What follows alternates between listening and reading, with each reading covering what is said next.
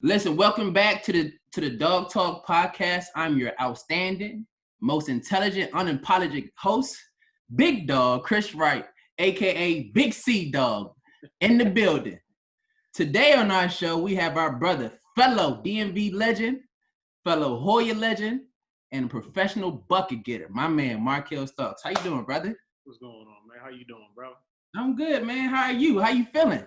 Feeling good, man. Obviously, with the circumstances, we're here, but hey, we still breathing, we still living. Everything is wonderful, man. How you? Good. I'm doing good, man. I'm, still kicking. It's a lot of stuff going on, obviously. Of course. Just a lot of tension right now from what's going on, but maintaining, trying to stay sharp, trying to maintain the focus of what we're trying to do here. Absolutely. And just keep building brick by brick. You know how it go. So that's how it is, though. That's how the family. How's the family? Oh, the family is wonderful, man. We growing. We got, I got 3. You got 3, I'm gonna stop growing right there. I would stop growing right there. You never know. You never know. And look, how about you? How you doing? No, nothing. Don't start studying on me now. No, man, I'm cool. No, that's good. How's your mom, your dad, your brother? How everybody doing? Everybody good, man. Everybody's doing well. Okay. Like I said, man, it's just it kind of with COVID, man, it's kind of thrown everything off. My parents, they were starting to get back into working out and stuff like that. So once the gyms closed, that kind of put a halt to everything. So they've been working, trying to get back, but it's just not the same. Right. But everybody's doing well, man. Everybody's good, man. Good to hear. Please give my best to the mom and dad, man. You know how it is. It's all love. So before we get started on you, currently, let's talk some current events. What's your thoughts on the NBA right now? What you thinking? What's going to happen? Honestly, the best game so far for me has been the Lakers game. That was the best. Just all the way from top to bottom. No, I felt like that was a really good game. Lakers Clippers. That game was really good. I was watching a little bit. I watched the last 3 quarters of Milwaukee. Boston. Yeah, I watched that, and then you see the Dallas Houston. I saw it, so I caught the first 3 quarters of that, but at that point I just got tired. I don't even know who won that game. I think Houston won. The score was like 210 to 2-0. It was when it's 42-44 in the first quarter. Who's playing defense? Right. That's basketball, man. Basketball. Right. You got any predictions on the final? On the play? I like the Lakers. I think right now, out of all the teams that I've seen, that I have seen, they're clicking right now. Obviously, they didn't play their best against the Clippers. They didn't play their best because I think adding Dion Waiters is a big asset. Wow. Because he's coming off the bench, instant offense. And he's an instant playmaker. Yes. He can do a lot. Yeah. For me, I'm rooting for the Lakers. I don't know if you was a Lakers fan before, but I wasn't really. Growing up, I was an AI fan, so I'm Philly and the Wizards. That's all I was. But Bron over there, and of course Q over there, QC over there. Come on, you got to. Come on, we there. We are there. Yeah, so I'm rolling with the Lakers, even though I think the Clips is going to be a tough out. Absolutely, yeah. But you know how the Western Conference is. You was out there with the Mavs, so you know how it is. Yeah, that's for sure. My first game was against the Spurs. Tony Parker, Tim Duncan, Manu, Steven Jackson. That was my first NBA game. Oh, San Antonio on TNT. Boy, what you gonna do? You know how we was trained. When we was brought up, I went right back to my bag, right to the way I was taught. If this is gonna be it, this is what they gotta get it. They have to get it. This how I got here. I'm sticking with it. That's how I was sticking at that point. So I agree, man. I'm with the Lakers and all that. I think the Lakers got the best shot.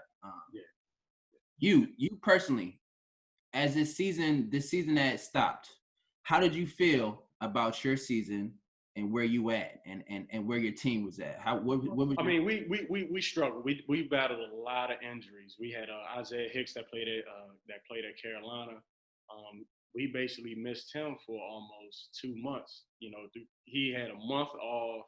with a battling injury. Then he got injured again, and then he missed maybe about 2 or 3 weeks, something like that. So it was and he was a big part of what we were trying to do. Right. Then Orlando Johnson played with the Indiana Pacers. He got hurt. He missed 6. I thought you got real close with him. Right. Exactly. Absolutely. That's my guy. Right. And shout out to my man Big O. Definitely. Shout out to him. And it just kind of threw the dynamic off. And then we were only playing one game a week. Where VTB, you playing 90% of the league of at least playing 2 games a week with EuroLeague, 3 EuroLeague teams, 2 or 3 Euro Cup teams, FIBA Cup, Champions League teams. So right. it was the dynamic was definitely tough. Only 2 teams in the league played 1 game a week, us and Palmer. So that 1 game a week is just like everything is predicated on that 1 week. You know right. what I mean? Make or break. So. Right. So to give people understanding of what Markel is talking, because he just went and that's how this kid is locked in. People probably have no idea what you're talking about. What I'm talking about. Right. But yeah. I understand completely. Yeah, my bad. I'm all over. My bad. So, no, you're right. You're good. So basically, in overseas European basketball, you have your domestic league, and then you have the opportunity. So if you're in Russia, Kel was in Russia, so he played in Russia in his domestic league, the VTB league. Then you have the opportunity if your team finishes in the standing, or you got enough money, or whatever it is, you have the opportunity to play in European competition and go to other countries and play against other teams in other countries. Then there's levels of the other European competition that you can get in. So there's, correct me if I'm wrong, FIBA Europe Cup. Yep. There's Basketball Champions League. There's Euro Cup and Euro League. That's right. Right. So Basketball Champions League now is making a serious push, as you've seen. It really is. As you've seen right now, Basketball Champions League is making a serious push to be one of the top dogs in all of European basketball. Absolutely. They're trying to top Euro. They're trying to get up there with EuroLeague. They are. You see they picking at Euro Cup teams. Come on, man. Yeah. Y'all was in Champions League last year, right? We were in Champions League last year, and it was a great league. Unfortunately for me, I had a really great year, but my team had injuries. We had so many injuries that kind of took us out. Right. But, so how did Aaron Sale play? Was he injured? Good. Aaron was good. He told me he was your teammate. Man, I'm trying to tell you, man. He can play, man. Aaron can play. He's crafty, man. He's slick. He got a nice little game. He hitting those shots. Them joints going in though. Coolidge was Coolidge out there cashing? That was the issue. My man Coolidge is a beast. Yep. Damian Kulik is our center. He also, both of these guys we're talking about, Aaron Sale is my teammate, and Damian Kulik, they're both my teammates in Poland this past year. Both are Polish national team players. Damian Kulik was dominant inside. He's dominant, but he got hurt our first game in Champions League, and that was it. So that really, and he had 16 and 10, 18 and 10 the first game. Then after that, we never had an inside presence like him. I mean, we had a lot of Aminu who was great for it. But his body, you need multiple centers in that. You going out there with 2, maybe that's not gonna do it. It's not gonna do it because rotations, just how the rotations are. Yeah. So we had to play on the sides. Aminu was great, but I mean, he had to battle a bunch of big dudes all the time. Yeah. So how did you feel about your season? How did you feel individually? How did you feel you played? Individually, I feel like I had a good year. That was my second stint in BTB the year before, having played in Poland with Jelona Gore. I feel like my year last year was good from an individual standpoint, just much like you said.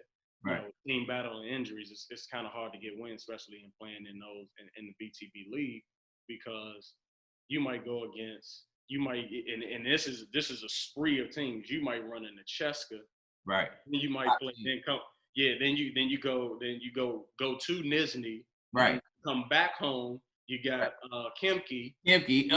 Right, and then right after Kemke, you got Zenit. And right.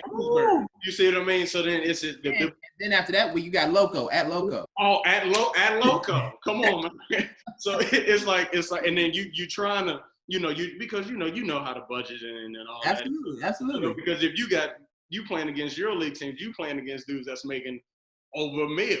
Talk about it. Somebody. And then you gotta chase Alexi Spade around. Then Thomas Robinson, he's setting these big screens. Hey, that's real talk right there. Come on, man. You know how it is. You know how it is. Man. You run played into for Oswell. Where were y'all? when we as well, we played in Euro Cup. See what I'm saying? But it doesn't matter. I mean, Euro Cup and Euro League, it ain't that much of a drop off. At least to me, it doesn't. So the competitive side of me is saying it's a big difference. Why? Because I ain't played in Euro League. Euro League, yeah.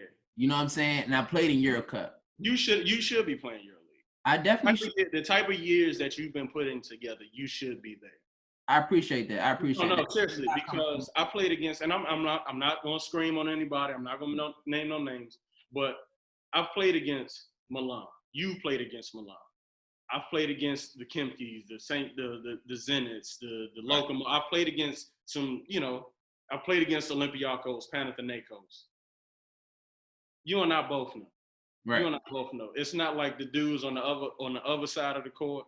They're not doing anything differently than what you and I can do. Absolutely. It's just you know what I mean? It's just.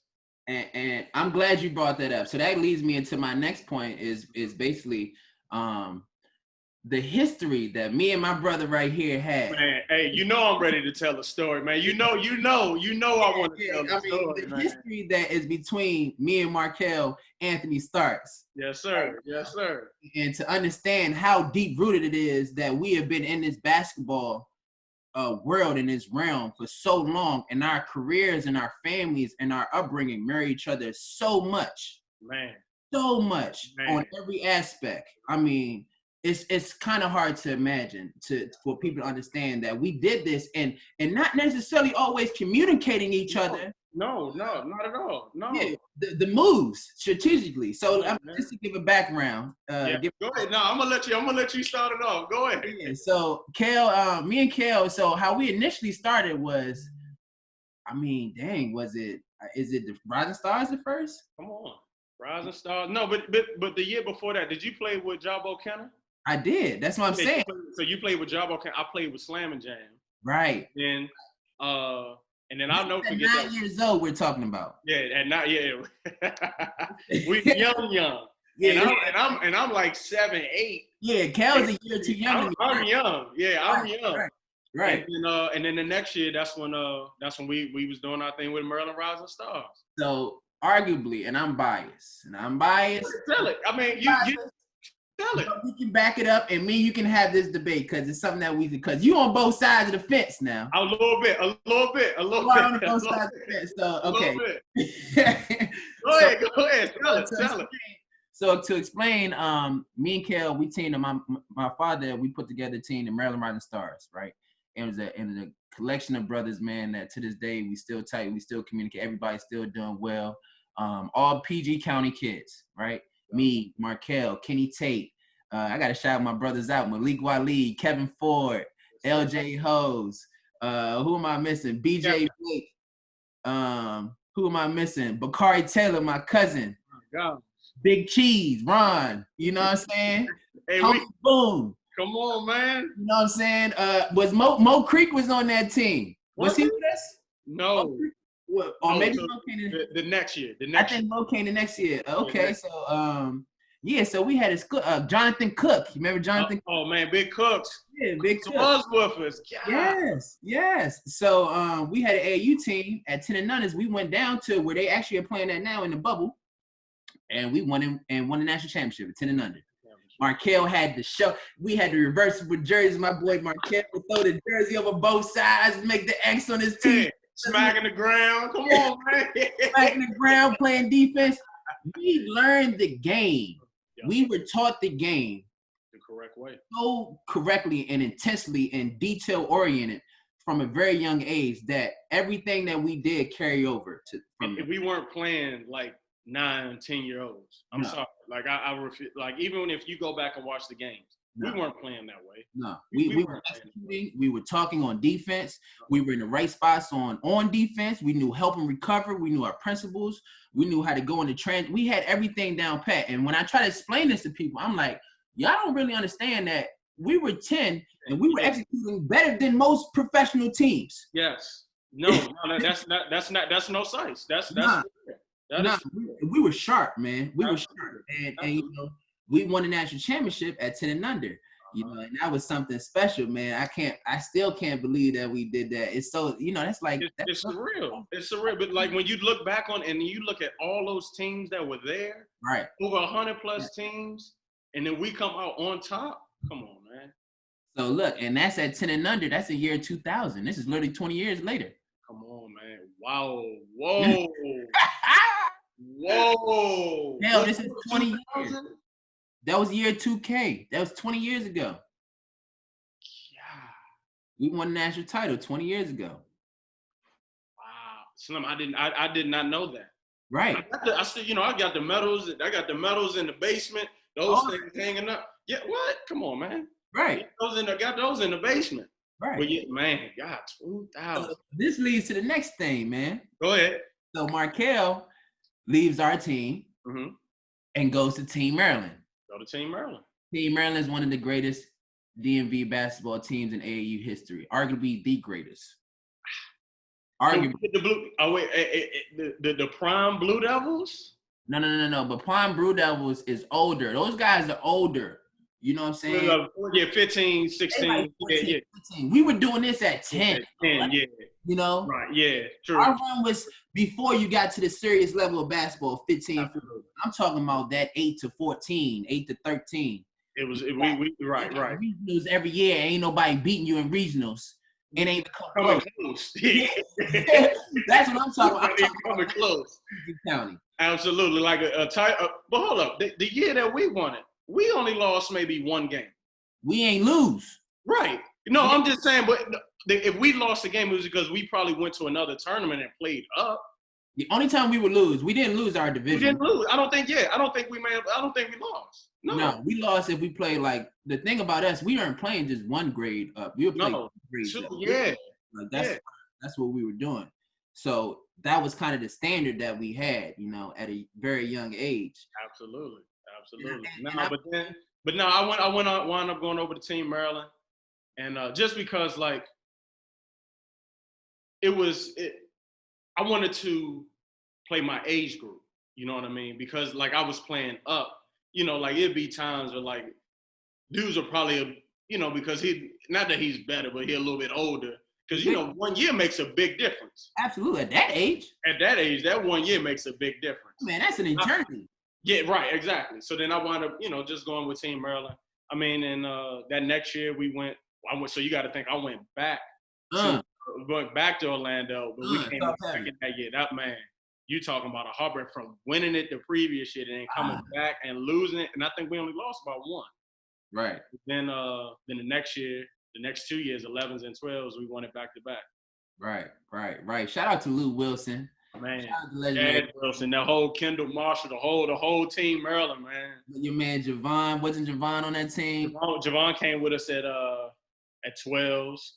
We had Big Air Steve. Steve. Oh my God. Ivy, man. We had some hoopers. Steve was like Dwight Howard back then.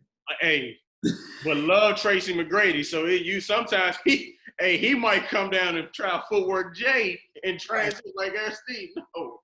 Right. 3 minutes and lay the joint out. Yeah, man. So, and that's a great story, man. We had so many great memories growing up in the DMV and being a part of this community. It's so many people that call us little bro that we look up to that was the ones in front of us that paved the way. Me and you are a lot of ways synonymous with a lot of people. People like, I remember seeing Lump and Lil Kale running around the gym all the time. That's true. So that's true. That's kind of, it's crazy to me. So me, when I left out of the area and left out of PG, I went to St. John's. Right. I went to St. John's, and that, at the time was a great decision. Me and Nolan were at St. John's together. But you end up at Georgetown Prep. I got to get into it. I've always wanted. I never asked you this. Yeah, I know. No, I got you. But you know what? This is the perfect platform. This is the perfect platform for me to just to get to let you know. All right. So, and you segued great into it. So we won it at 12s, and basically once going into 13s. Right. I mean, and like you said, like I can score the ball, right? But I needed to I needed to develop into being a point guard. And at the time, Kendall was the point guard. Kendall Marshall was the point guard. And we all know Kendall played with a GPS in his head. He see the play before the play was even made. So of course, shout out Kendall Marshall. Big shout out to Kendall Marshall. Big shout out to Kendall, man. We used to be getting layups in transition. We didn't even know you had a layup. You just oh yeah, well, okay. So and he was running the point. So I kind of got off. Hold on. I got shot. Kendall Marshall had the best shoe collection in the world. And on top of that, Kendall Marshall walked around with a basketball from the time he was born until right now. Keep going. And might have had the best headband collection. Oh, my God. And the jersey collection. Oh, no. Don't do that. My boy Kel. Carolina jersey. So he had the also. Butter had it. He had it. Definitely had it. He had it. Oh, my God. Wait, go ahead. Go back to the story. We go. So I got off the scene. So 13s and 14s, I didn't play anything. Right. I was strictly just bouncing from gym to gym, going to different college camps. And really my home was run and shoot at the time. Right. And man, just though that's where, I know that the question that Free would always ask is, why Georgetown? So right. that kind of segues me into that, and that I was around a lot of DC legends, a lot of Maryland legends, guys that had the city on lockdown, and given certain circumstances, some guys were able to take it and run with it. Other guys weren't able to, they just kind of crumbled with it. So you talk about, the Stacey Robinsons of the world, the Ed Swells of the world. Just off the top of my head, White Chocolate, D Nice, Derek Payne. These are the guys that I'm in the gym with. On the record, these are my summers. Wayne Simpkins. Oh my God! Yeah. Oh my goodness. Those days up in Ray. You remember those bumps? Oh man, I had SpongeBob. You know what I mean? These Forte. Yes. Got a long history with Joe Forte because my brother played at the Master during his time. Rooted with you, bro. We've been in the same gyms the whole time, Ray. Up at Murray. Those were my Sundays. Yes. So of course, when I would go up Murray, I would always see Daryl Prue, and this is still at basically when I was going up Murray at not like 10, all the way through. So that I got real tight with Prue out there, and so I was learning so much because I was playing with grown men. Right. I was working out with Bill Wright. I worked out with him for about 2 years, but for about a strong year and a half, and then that's when I wound up start working out with Keith Williams. And then once I started working with Keith, not that I couldn't handle the ball, but that's when slowly just my package started becoming more tight knit. You know what I mean? I'm doing West Side. I'm footwork Jane. I was about to say that's when the West Side became a part of the arsenal. Oh, that's when it became a part of the arsenal. You know what I mean? Because you repping it and you seeing the older guys doing it. Ooh, so you like dang. Oh yeah, exactly. Mark Butler hit that joint. You like, damn, that was sharp right there. You know what I'm saying? But hey, I'm gonna tell you this. And when I watch James Harden, you know who he reminds me of? Who? Jamal. I know you're gonna say Silent. Silent, man. When I'm watching James Harden, that is Jamal through and through. It is. I try to tell people overseas and college, like, man, y'all don't understand. Watching James Harden, how he when James Harden, when he get in his bag. Oh man. Oh my God. You know what, bro? That is so true. I ain't even think about that. You didn't think about that, right? Yo, Silent, if you score on him, it's go time.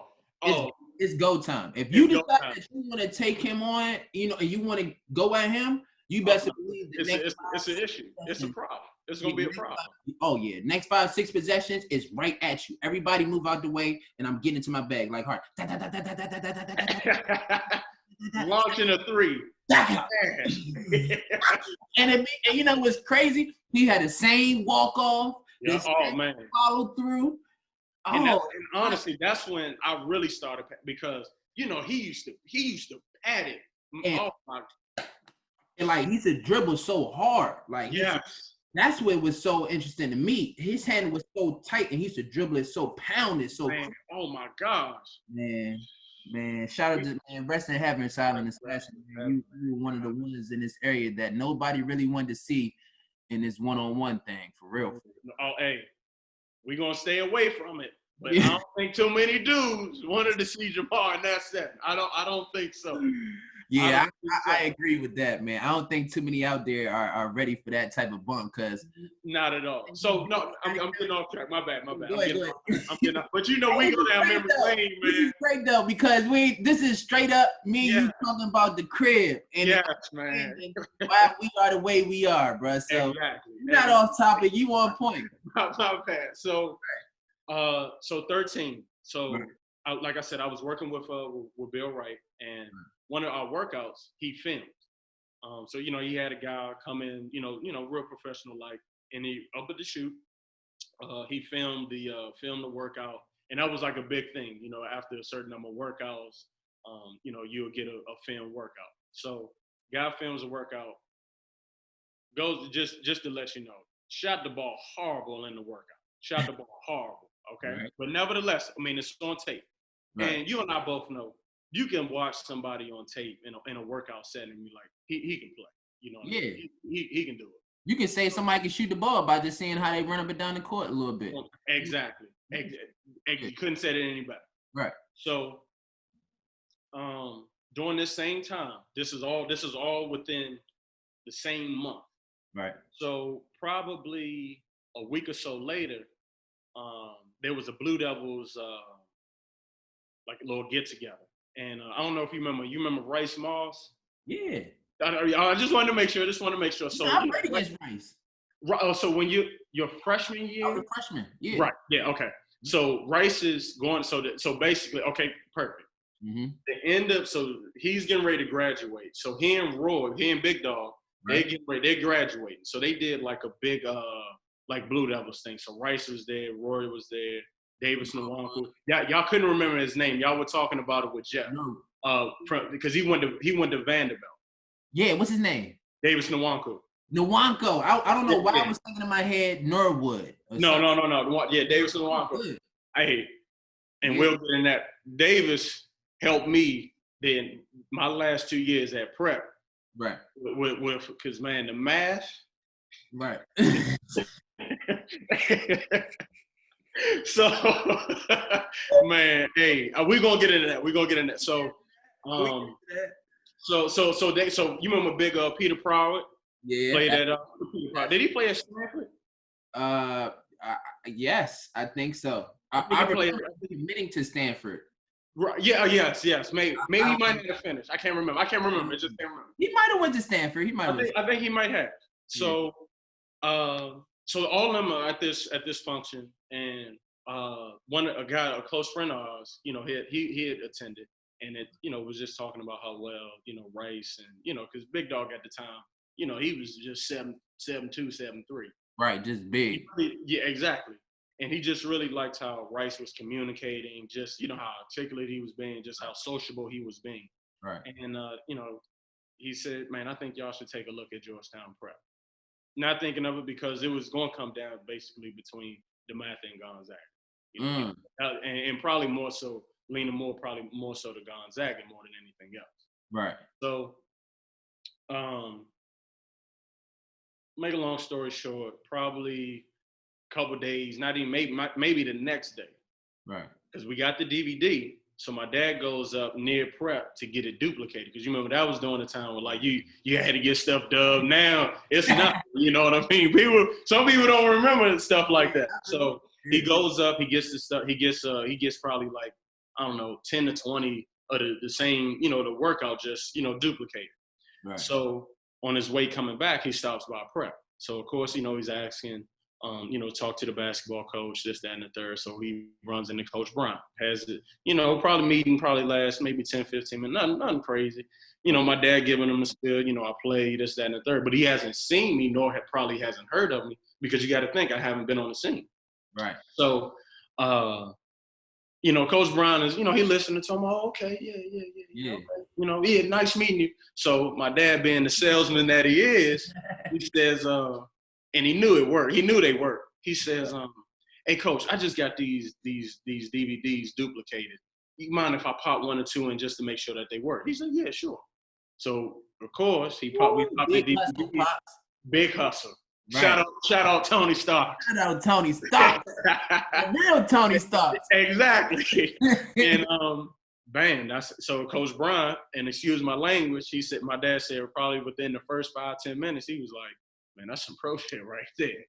And, hey, so now he like, "Oh no, I got to get this. I got to get this kid." He makes a call over to my middle school, modern day, makes a phone call, said, "Hey, Mr. Wins, we got to get this kid tested, this, that, and so I can get into the school." Oh, sure. And and probably a week or 2 after that, my dad and I, we on a Saturday or on a Sunday, like a late afternoon, we wound up driving up to the school. I think him and my mom had went up to the school probably earlier that in the week, but I think he and I, we wound up going up there. And man, just getting on that particular camp, getting on that campus, and just seeing, just looking around the fields, this, that, and the third. And then a guy that's still near and dear to my heart, Mr. Kevin Giblin. He was the head lacrosse coach over at Prep for years. I think he was at St. John's for a little bit. I think he maybe not a long time. Okay. And we wound up. He was actually, because we have a house on the campus, and he was living at the house. He came out with a shirt off, and we would just let him know, we were interested in coming to the school, just so. And he was from New York, so he was hard enough, tough, right. One of the toughest white dudes I've ever known in my life. Right. And from there, it was the rest is history. So good. I did for 2 years at Mater Dei. Go ahead. So it's funny that say that, and I mean, Georgetown Prep, obviously, we're gonna get to that, how that turned out to you and how that was just amazing. Absolutely. But do you remember? This is curious. I remember this. I can close my eyes and see this happening. At Bowie Gymnasium. Okay. You got a tournament with Rising Stars. Yep. You gotta be 8. Yeah, easily. And Mr. Starks is sitting there, and we're sitting in the court. I think we might have just played a game, and you sit right in front of your father or next to him or something like that. My pops is sitting right there. We just chilling before the next game, right? And somebody walks up and says, "Hey, to your father," says, "What's up to my father, Big Fred, right there." You know how it's, you are, yeah, of course. Man, big shout out to Coach Fred. Big shout out to Big Fred, right? And Coach Langley, Oh man, Mr. Ron Langley, yes sir. And Big Kenny, you know what I'm saying? Big Kenny, that's my man. So do you remember this? And I wanted to make sure I asked you this. Okay, go ahead.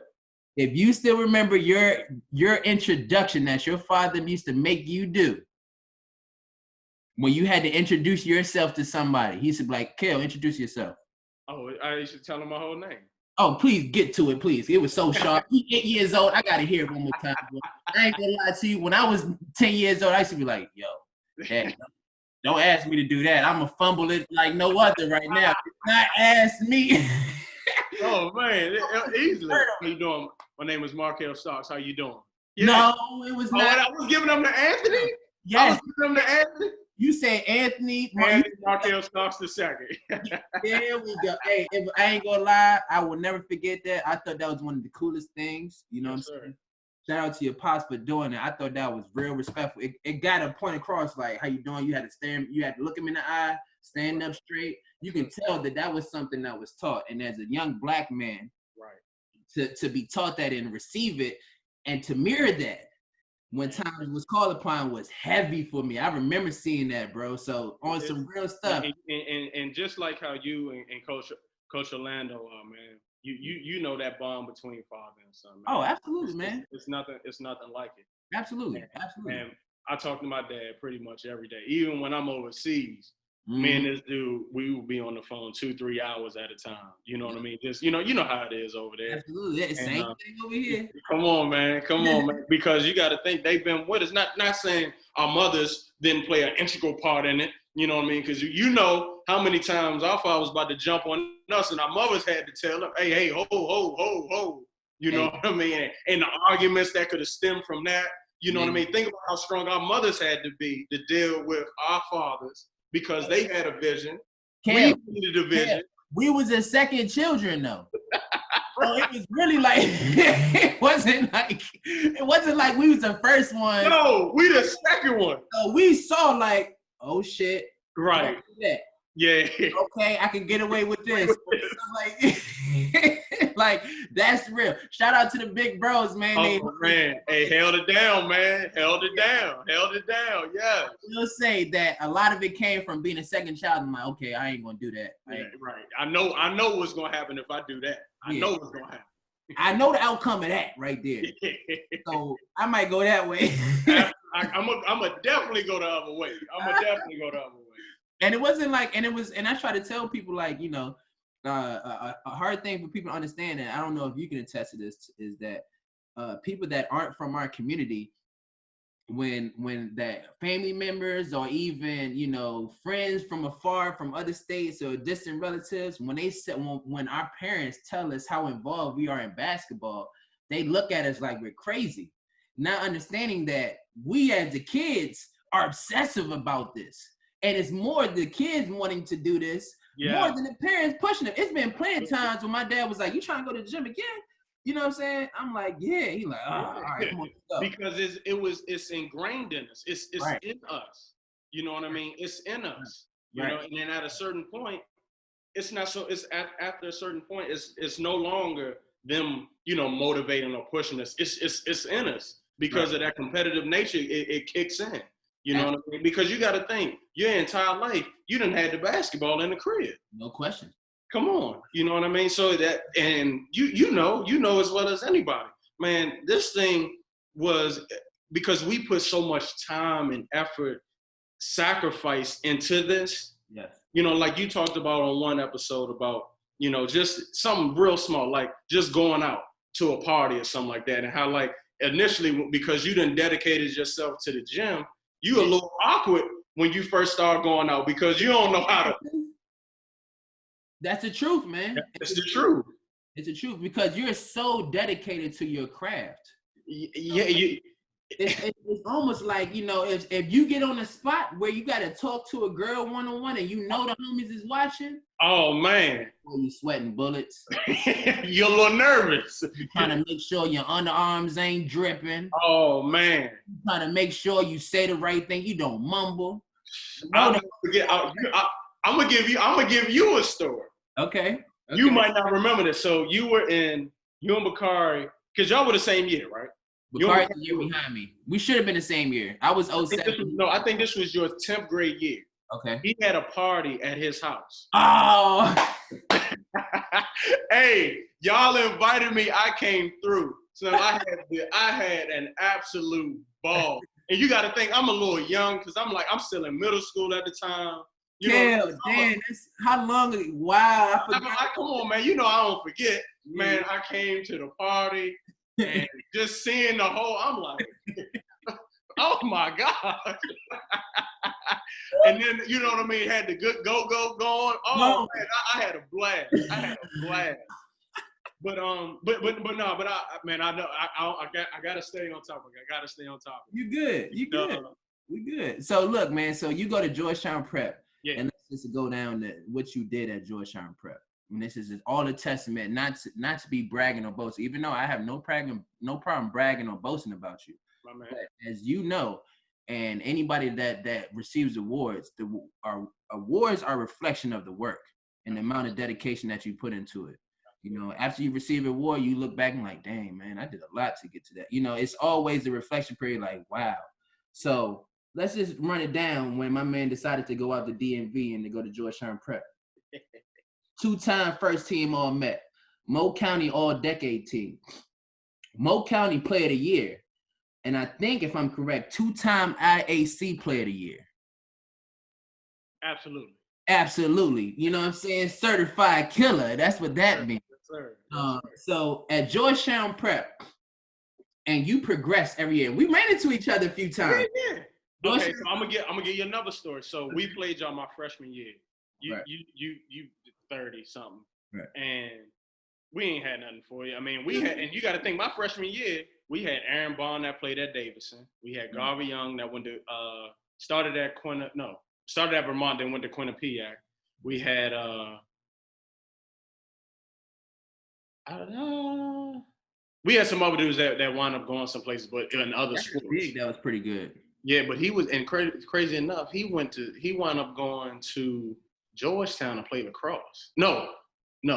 Kevin Ridgway went to Notre Dame and played lacrosse. You talking about Gladden? You talking about the guard? No. Gladden was before I got there. Right. Oh yeah. Okay. So yeah, he went to. Yeah. Okay, yeah. How you remember Gladden? Dang, boy. He's the point. Yeah, right. Yeah, right. Him and Rice. Yeah. Oh, that's right. Yeah. Wow. Yeah, that's right.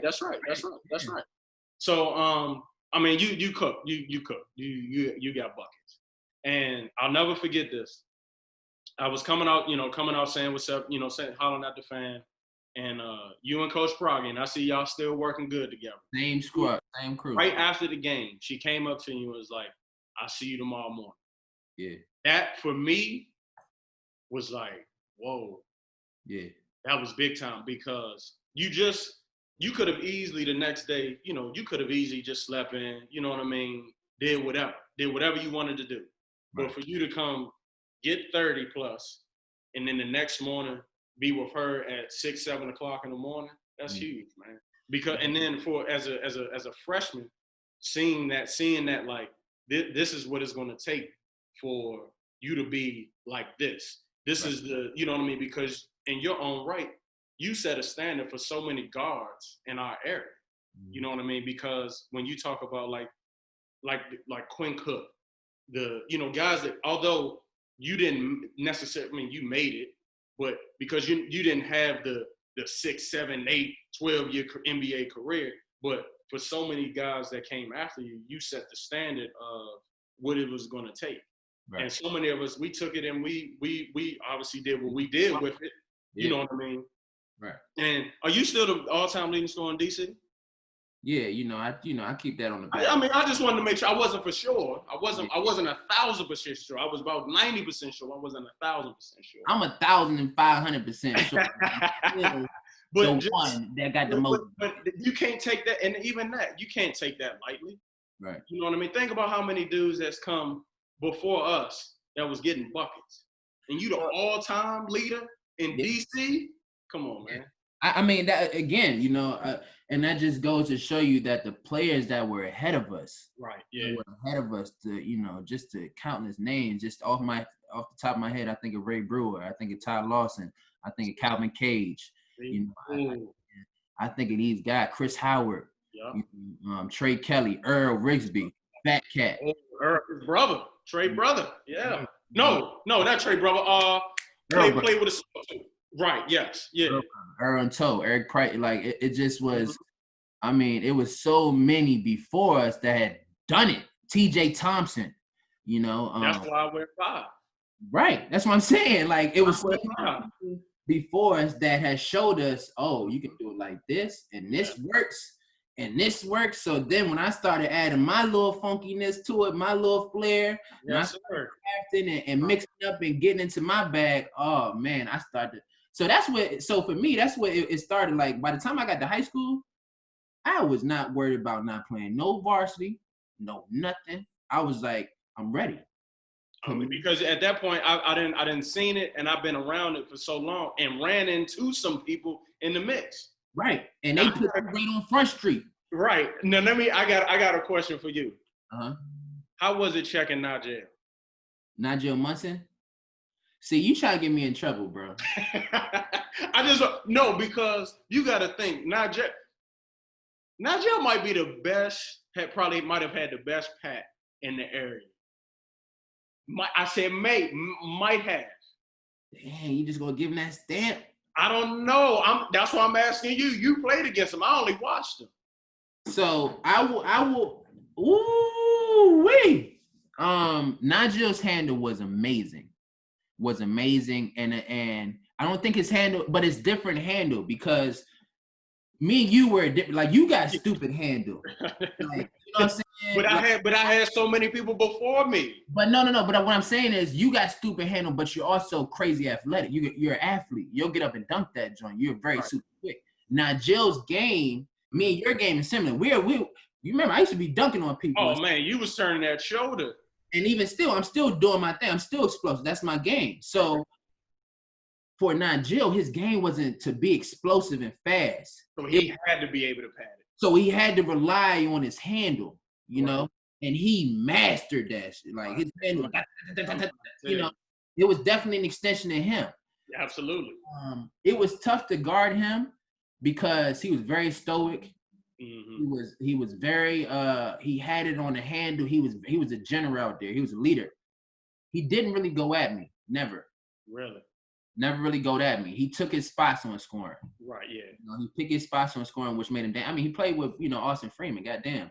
You know, and shout out to Austin. Every DeMatha mob. Right. You know, and I know people probably asking me right now, where's your co-host? My boy, you know, he got some business to tend to. Dog Talk doing work. You see us. You see this. Shout out Austin Freeman. You know, shout out to my dog. My dog, you know, it just business happens sometimes. So but right. So Nigel Munson, get back to him. He was tough, man. He was tough. But the difference when I talk about and I like Nigel. Shout out to Nigel Munson. Absolutely, big shout out. I think he was phenomenal. I think you were a different type of guard than that. I would have had more of a problem dealing with you on a night to night all over the place because you're a prime example of what I thought a DMV guard was. And those are the toughest ones. You got handle, you strong, you tough, you got a jumper, you got bounce, and most importantly, you lock down on defense. I'm gonna play a little bit of defense. You got to, you know, and you can score the ball whenever. So those guys that combine that, and physically you're not tough, you're strong. You always been solid as a rock since you were a little dude. So those are the toughest ones to guard for me. Nigel wasn't tough for me to guard because he wasn't going at me. Right, I got you. He wasn't going at me. He was good because he just did everything. You couldn't rattle him. Right, yeah. You couldn't rattle him. You just couldn't rattle him. Like he was sharp, man. You make a mistake, he's gonna bust you. It's kind of like a John Stockton effect. Like he ain't gonna take but 9-10 shots, but he gonna make 8 or 9 of them joints. Right. Yeah, he playing chess out there. Yeah. You know, so right. As opposed to he has more handle than maybe Ty, but Ty was much tougher to guard for me. God, because he at your neck. He is at your 1,000 miles an hour. Every possession. And I'm not getting tired. You know what I'm saying? So when I look at guys that's tough to guard, that would be a Trey Kelly. Okay. You know, because Trey is, you know, obviously he's a little older now, but when he's in his element, Trey was giving you every move that you can handle. And he's gonna finish on you. Yeah. Trey finish, you know, so but no, man, we can talk. See what I mean? You see what that's how we so in tune with this. Yeah, right. Oh my gosh, I know. So, but Georgetown prep. So I wound up going to prep. Just, honestly, man, just wanted to carve my own lane. Right. Just wanted to carve my own lane. You know, much like just with the whole journey. You know, it was just. It wasn't that I wanted to. I didn't necessarily leave the area because I was still here, but I wasn't with everybody in the WCAC. I wasn't with everybody, you know, in Maryland Public School.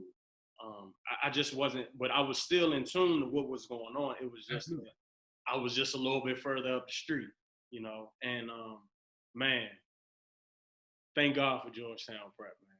Thank God for Georgetown Prep. But I kind of got to go back to my middle school because to segue into, you know, I know we're going to get to, you know, the up at the hilltop. And every day, not a lot of people know this, but, and big shout out to my dad, man. That's my man. And for 2 years, so, you know, I grew up in Akakeek. You know, if anybody knows, that's far.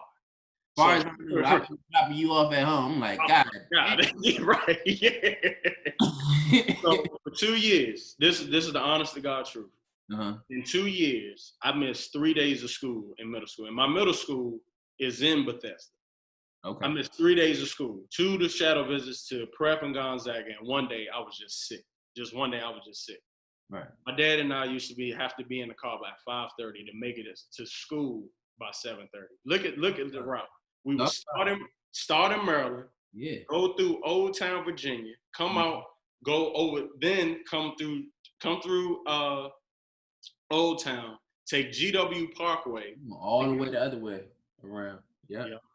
And so just imagine but every day I gotta pass Georgetown University. Right, it's programmed inside you. It's in my head. And then you got to think every day on our way to school, the first 30, 45 minutes of the car ride, I gotta study. So you looking at your notes, and then you passing to school. So and you just getting that vision like, I'm gonna get there one day. I don't know how, but I'm gonna get there one day. It's gonna be tough. I'm gonna have some bumps. I'm gonna have some, and you don't realize it in a moment because you're going through it, and it's frustrating because it's not coming as easy. It's a bunch of roadblocks. You dealing with this headache. You dealing with that headache. You know, it's just so many things that go. You have some triumphs. You have some downfalls, just to get there. You know what I mean? Just to get there. And that vision was making it obviously up to the hilltop started, you know, like cemented in my head in middle school. You know, obviously the game when they beat Duke. Right. The first time they beat Duke, you know, my dad and I, we went to that game to feel that energy.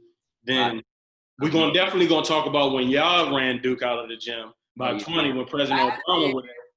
Hey, I'm just gonna say, I'm gonna just mention that we gonna get to that because you was cooking that game. It was a big game. That was a big game. That's my official visit. Me and Nate Lubick, that was our official visit. It was, yeah, y'all sure was. So imagine that. Right. So, but I just wanted to touch on that and, you know, and segue into, you know, me going up to prep. You know, prep in a lot of ways shaped and molded me. How was it being at a boarding school? Were you boarding or? I lived there. So you got to think, I haven't lived with my parents since I was 15. Right. So, and my roommate, my freshman year at prep, he was from South Korea. So imagine that. My first year at Mater Dei, because it's two sections of the school. You have lower school, 1 to 4, and then 5 through 8.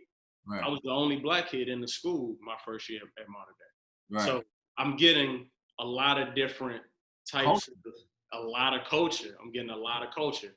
Right. And my first year having my roommate, I'm my man to this day, Peter Park. Right, that was his name, Peter Park. Right. And he was from South Korea. He wound up going to school. He wound up going to Wisconsin, and you know, wound up moving back home. And just that dynamic was a little different because I don't have my mom, I don't have my dad. I can talk to them all I want, but I'm having to mature a whole lot earlier. You got to go. So you have your regular school day, then you have your sport, and then after that, you have dinner. Then you're in study hall till 10 o'clock. Lights, you know, you got to be in your room at 10:30. That was for freshmen. Sophomore year was 11. Junior year 11:30. As a senior, 12 o'clock. And it made you a lot more disciplined, a lot more organized. But y'all ain't have no girls. We definitely didn't. But hold on, Lump. I got the only thing for me with going to Gonzaga, DeMatha, and Georgetown. Hold on. I'm like, yo, I do not want to be in the room with a bunch of 14-year-olds. Hold on. Across the street is an all-girls school, Holy Cross. But y'all wasn't over there. We gonna keep it PG. We had Holy Cross. Okay. Down the street, we had Stone Ridge. That was our sister school. So and then we had Holy Child wasn't too, but that was more so Landon. And we also had Georgetown visitation. So at the end of school, a lot of people don't know this. I mean, if you're in that area, the girls would come on our campus because they would had their boyfriends. Right. And then we had, you know, the outdoor sports with track and stuff. Like girls from Stone Ridge, they were always on campus. Right. So we were cool. So it was almost like we were at a co-ed school, but only at the end of the day for a couple of hours.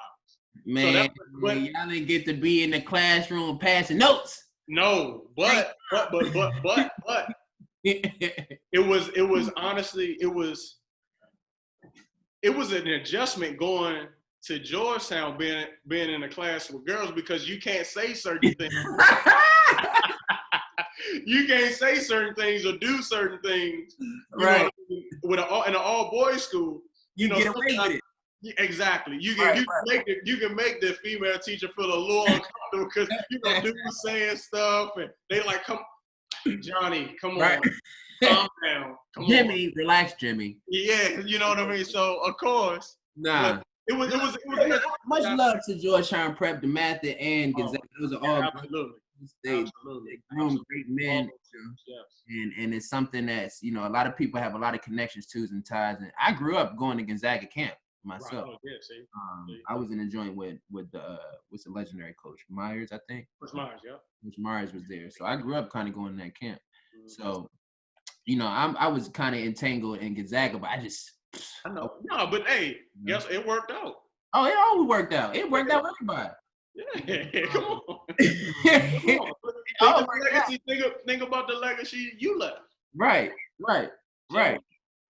So, okay, so now you have a legendary career. Now we get into our favorite part. You had a legendary career. I wish my boy Free was here, my brother, man. So, unfortunately not here today, but this is something we talked about, and we committed first. We were the first guys in the area really to commit, out of our crew, our group of guys, Absolutely. Free was the first one to not commit it. Shit, you might have committed before I committed. Or maybe like the next year or something. Like, I think my senior year, you might have committed. No. I was a freshman. You want to know that story? Yeah.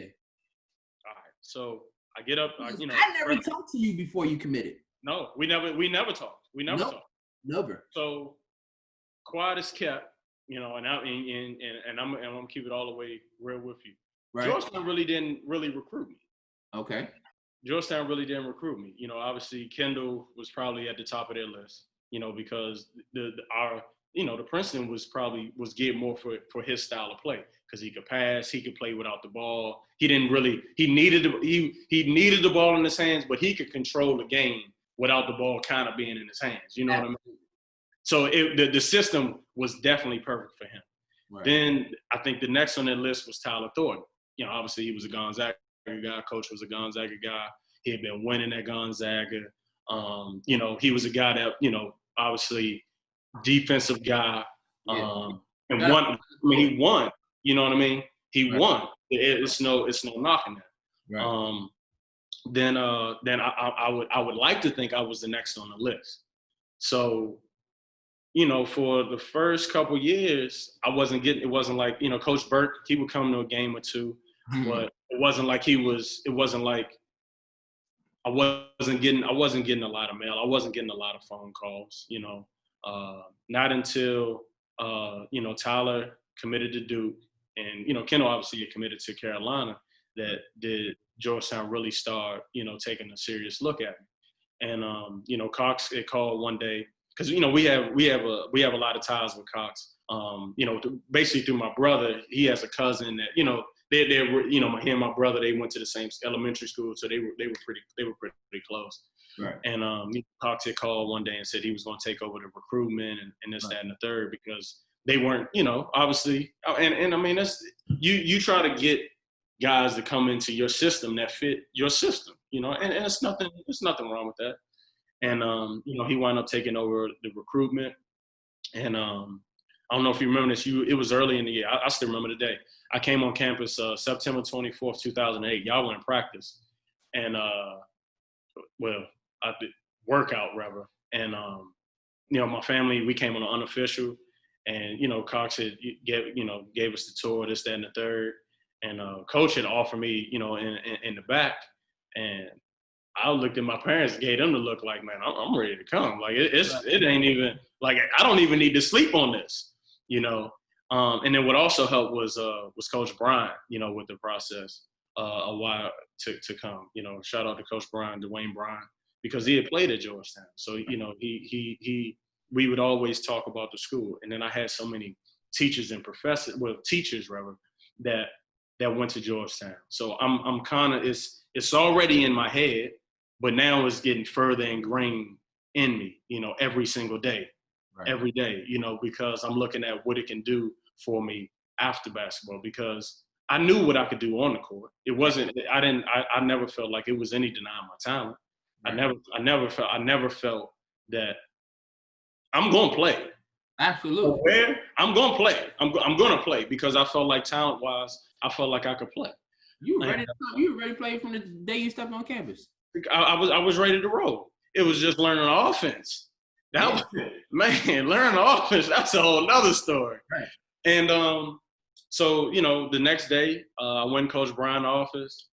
He kind of and a lot of people don't know this. So the day I came on the unofficial, University of Georgia, University of Tennessee, Florida, Georgia Tech, Vanderbilt, and Maryland heavy came up to the school, and and Cal Berkeley came all. Think about this. They all were at the school. I might have went to Cal. I know. I never made it out there. But Stephen Domingo that wound up leaving, and then I played 2 years against Jerome Randall out in Australia. Man, the way they was going out there, my goodness. Hell, I used to be watching like, whew. He was cooking. And so, then you talking about all the different amenities, this, that, and the third. Right. You know what I mean? You're like, man, that sound good. Right. And all of them come up to the school. So you got to think, I'm leaving the school. So University of Georgia, man, during my lunch break, they came in and Coach Brian off. He calls me. He's like, hey, come to the office. Because I used to go to and I kept this. I literally to this day, I told him when I graduated, I said, Coach, in my 4 years here, there's only been 16 days that I have not come to your office and we did not talk in 4 years. So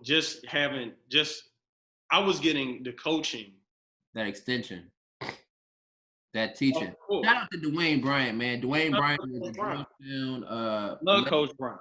Georgetown point guard from Louisiana. Yes, sir. From Louisiana, and was a very strong staple for us growing up, especially for Markel. That was his coach. Yes, he used to speak every time I used to talk to him. He used to speak so highly of you and how you were working and what you were doing. I was working, man. I was working.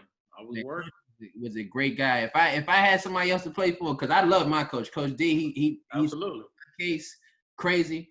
But if I had to play for other coach, I would have loved to play for Coach Bryant, man, for sure. Absolutely. And that's and so I came. The University of Georgia was in there. They was like, man, what you gonna do? I was like, Coach, I don't know. You know what I mean? Knowing that I'm going to be, later on in the day, I'm going out there, and I'm sure Coach Brian probably, let him know that, he's not going to be here. Right. And they probably felt that energy, like that's where I was leaning more towards. Right. And they gave me the offer. I talked to my parents the next day at lunch. Go in Coach Brian's office. He had me close the door. We in there talking. He was like, Shorty, you sure you ready to do this? Right. Coach, I'm ready. It's not even a thought. You know what I mean? Because this is where I've always wanted to go. This is where I felt I would be at home. And it made it that much easier. You Free were up there. Jason was up there. Right. Coach Prue was up there. Right. Cox at the time, he was there. So it made the transition that much. It just made the transition that much easier because these are people that I already know. I didn't need to talk to you. I mean, obviously, would it have helped? Yeah, probably. But I didn't look at it, like it. I was fine. I was everything that was going. You saw it. Come on, everybody involved. Yeah, So I was cool. Then I'm not even gonna talk about the summers when I would come up there. I was like, I already felt like I was going there. You know what I mean? You're already playing with us every day. Yeah, you know what I mean? So so then that September 25th, I wound up calling Coach, wound up committing, and yeah. Man, I don't know how you've been doing this the whole interview, bro. And this how I know you're a different type cat. I don't know how you remember all these dates. Come on, man.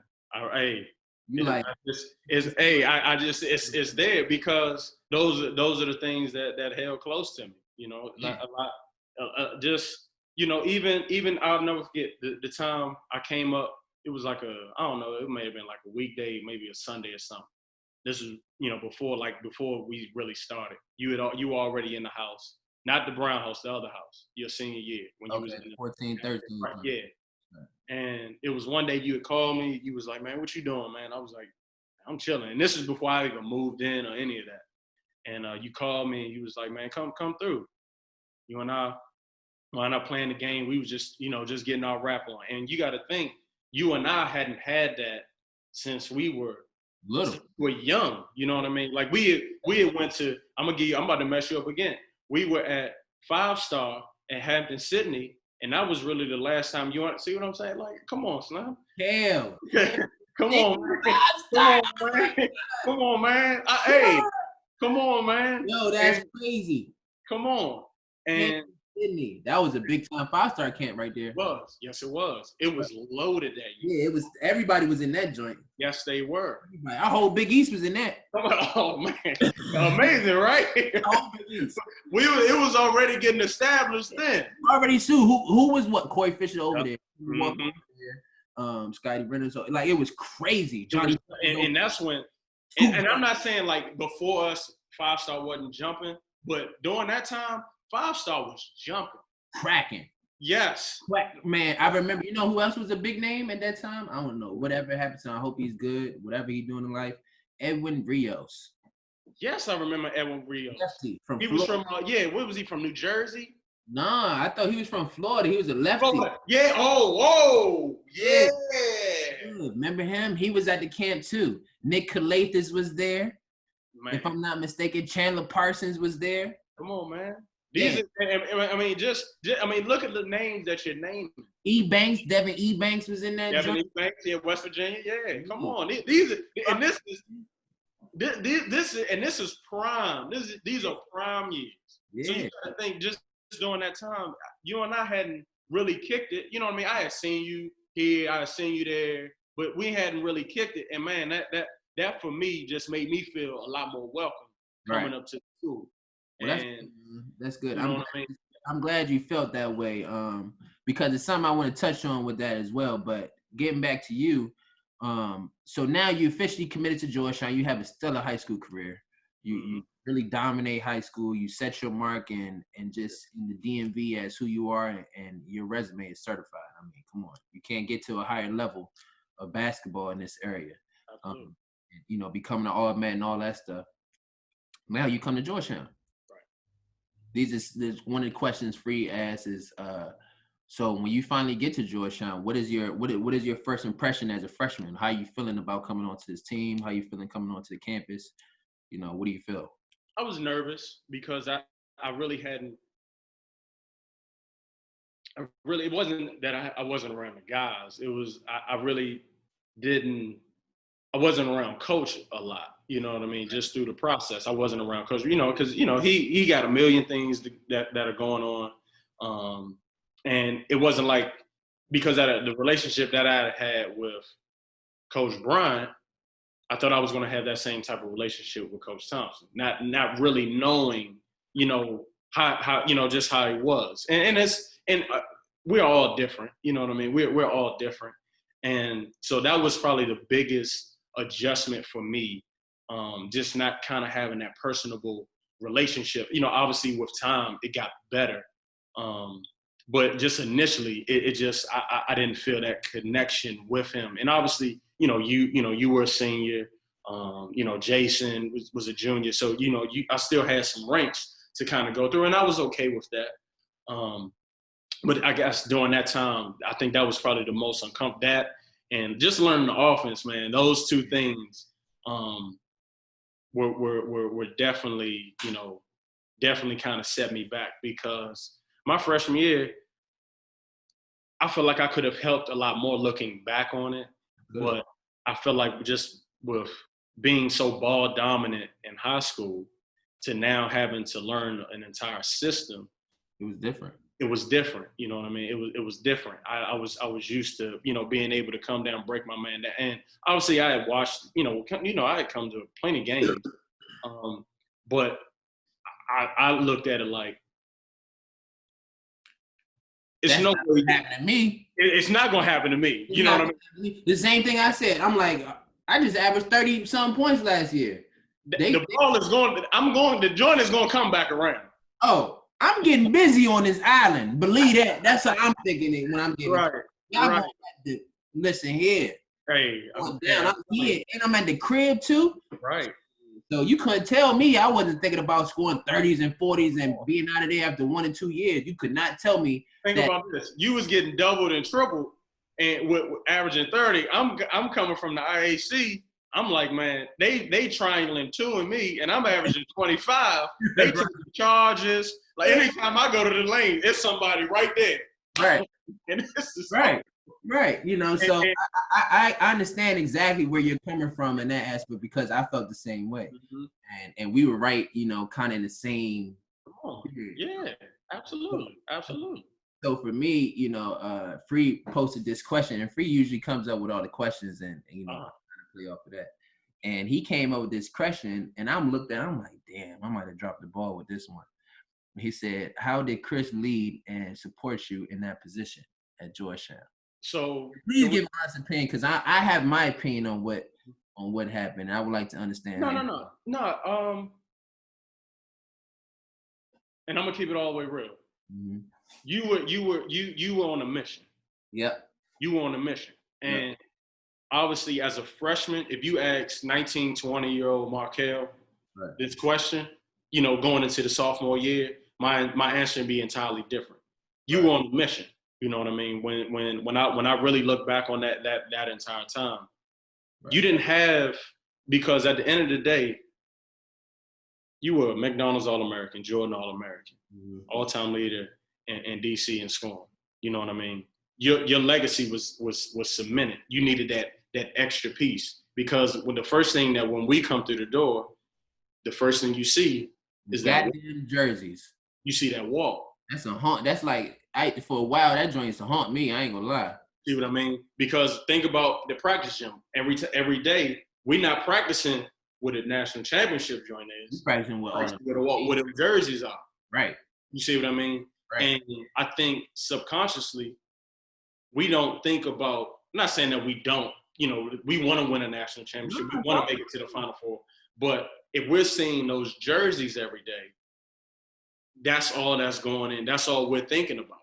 You know what I mean? It's very hard to separate that at 18, 19 years old, to separate that and to understand that after seeing the history, that will be celebrated more so than what you do here. So the goal for real, even though the national championship is a goal, subliminally the goal is to get on that wall, because you feel as though that you're not going to be remembered if you're not on that wall. And in so many ways, a lot of us do feel that way.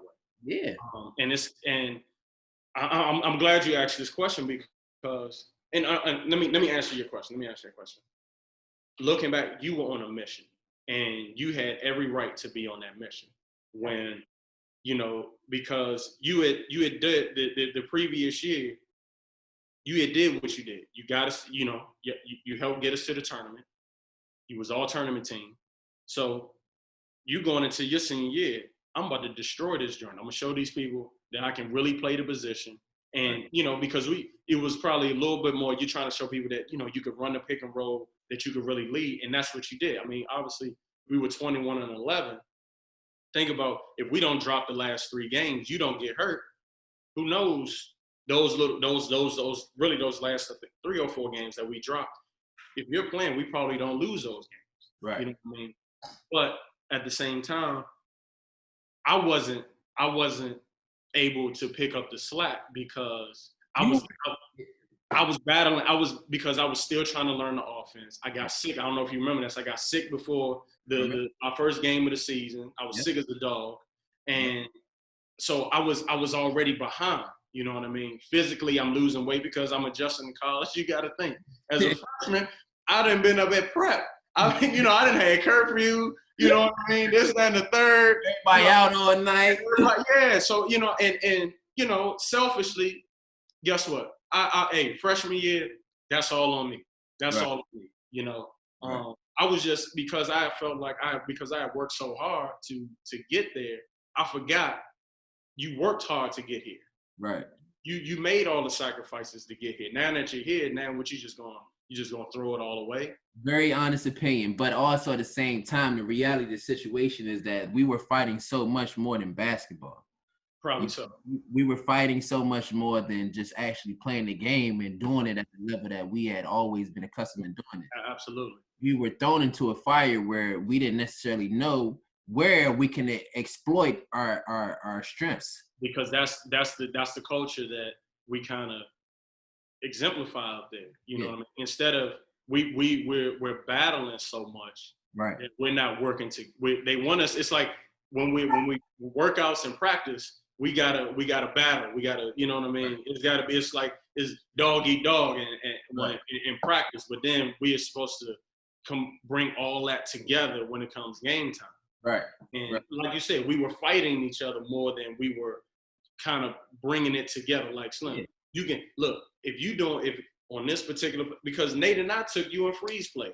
When you hit the wing, you cut, and he hit you on the back foot.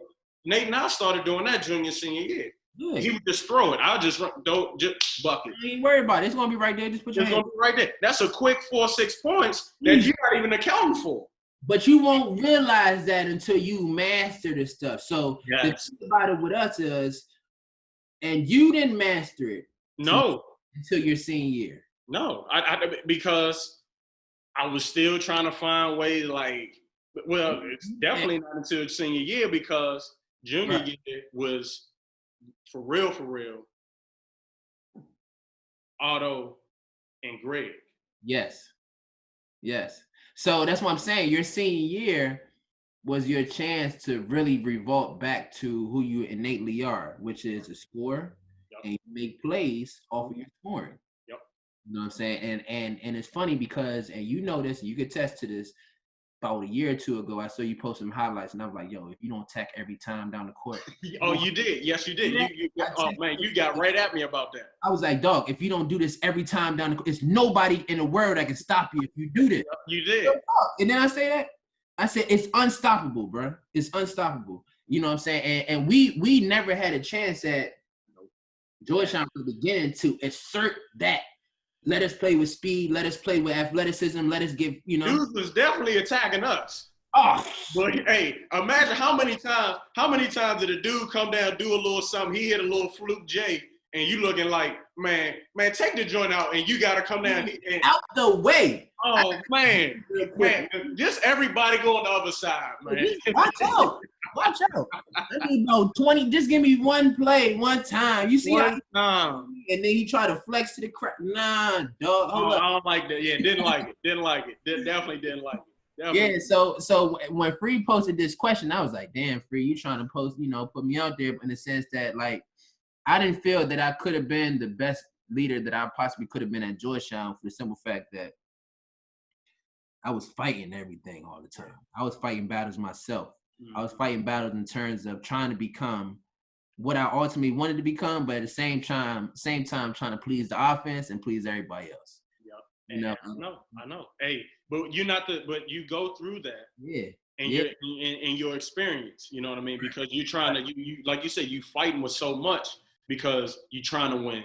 You're trying to show, the scouts or whatever, like, I can play the position. I am an NBA guard. I am this, I am that, you know what I mean? And then you got your own personal battles. And then you got Georgetown. You gotta go get up for the 820. Come on, man. Yeah, I know, man. I know. It was a constant grind, and people think, like, I'm not speaking on those schools, but you heard some stories that people just walk through that joint and everything is good and well. No, you got to be in them classes at Georgetown. I say, and that's another thing I want to correct. It's not that Georgetown is the most difficult place in the world.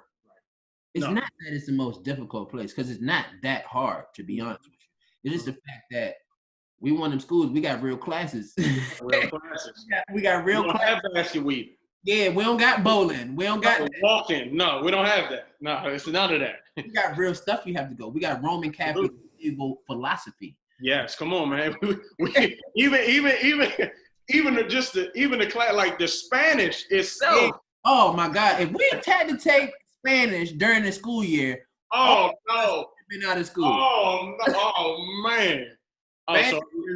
Between Spanish and that computer class that we had to take in the summertime, you had to take that joint. We had to walk up to the hill. Did you ever have to take that? Keep going. So it was a computer class that we take up yes, by the yes, by the hospital. Yes, I respect that. Yeah. Hey, I used to be like, duh, I don't know what. And the thing about that was the only class I took in college that was in the afternoon. That joint was at like 5 or 6. You took that during the school year? No, in the summertime. Oh, yeah, in the summertime. Yeah. Oh, man.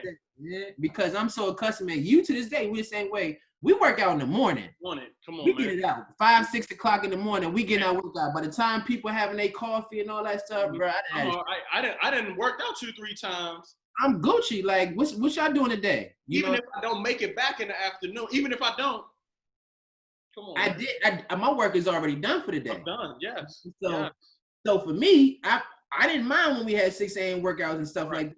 But I'm already up. PM class, oh, that was tough because I'm kind of I'm waiting on the Olympics or something to come on. Oh man, yeah. I got a game I'm about to go to or something, and I can't take a nap before the game. Oh no. That was the Ken League joint. I gotta check Tony Skin tonight. He gonna try to. Oh, he's trying to get one because he's still playing. Oh my God! So that used to be my mindset. So I used to be like, maybe I should just skip this joint. Nah. We ain't gonna talk about that. We ain't gonna get that deep. We ain't gonna get that. So speaking of Georgetown, man, you turned it up. You had a great career, and at Georgetown, tell me some of your most memorable moments from being a Hoya. Okay, so obviously freshman year, our game against Missouri. Ooh, that's one of the great. Talk about that, man. Yeah, because that's when I was like, yeah, I'm in college basketball now. You know what I mean? Because you got to think we went in the enemy territory. I mean, obviously it was a neutral site. It was a Missouri game. Yeah. You know what I mean? We basically had Missouri, and then I had some family there because my dad originally is from East St. Louis, Illinois. So a lot of my family, they came to the game. They bought tickets, hotels. Right. GK, man. Right. So, you know what I mean? So, that was big for me. Right. Probably, I mean, obviously winning the Big East, Oh, I'm gonna give you another one freshman year when we beat Syracuse at Syracuse. That was big. That was a big game because we hadn't beat them. We hadn't beat them in a minute. You know what I mean? So first time in JC3 area at winning at the Dome. Mm-hmm. So that you got to think. So that game, obviously the game when my junior year, when Otto went berserk. And I'm gonna give you another game freshman year. Our game against Memphis. So was that home? Was big shouldering. What was the guard? He was in my class. Tyreek? No, that was here. That was 09. That was your junior year. Oh, you talking about Will and Joe Jackson? Joe Jackson. That was big shouldering. No disrespect to Joe Jackson. No disrespect. So we never lost to Memphis. We never lost to Memphis. We never lost. No, I take that back. My freshman year, we lost to But they went to the national championship. Yeah, they did. I mean, so, but no, man.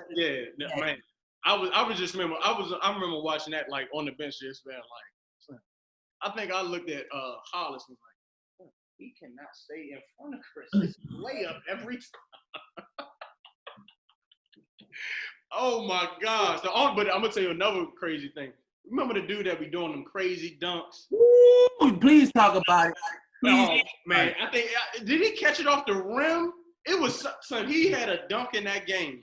Slim, we talked about, we had Henry and Jason on a couple weeks ago, and we talked about this, me and Free with Henry and Jason. So I remember that play like it was yesterday.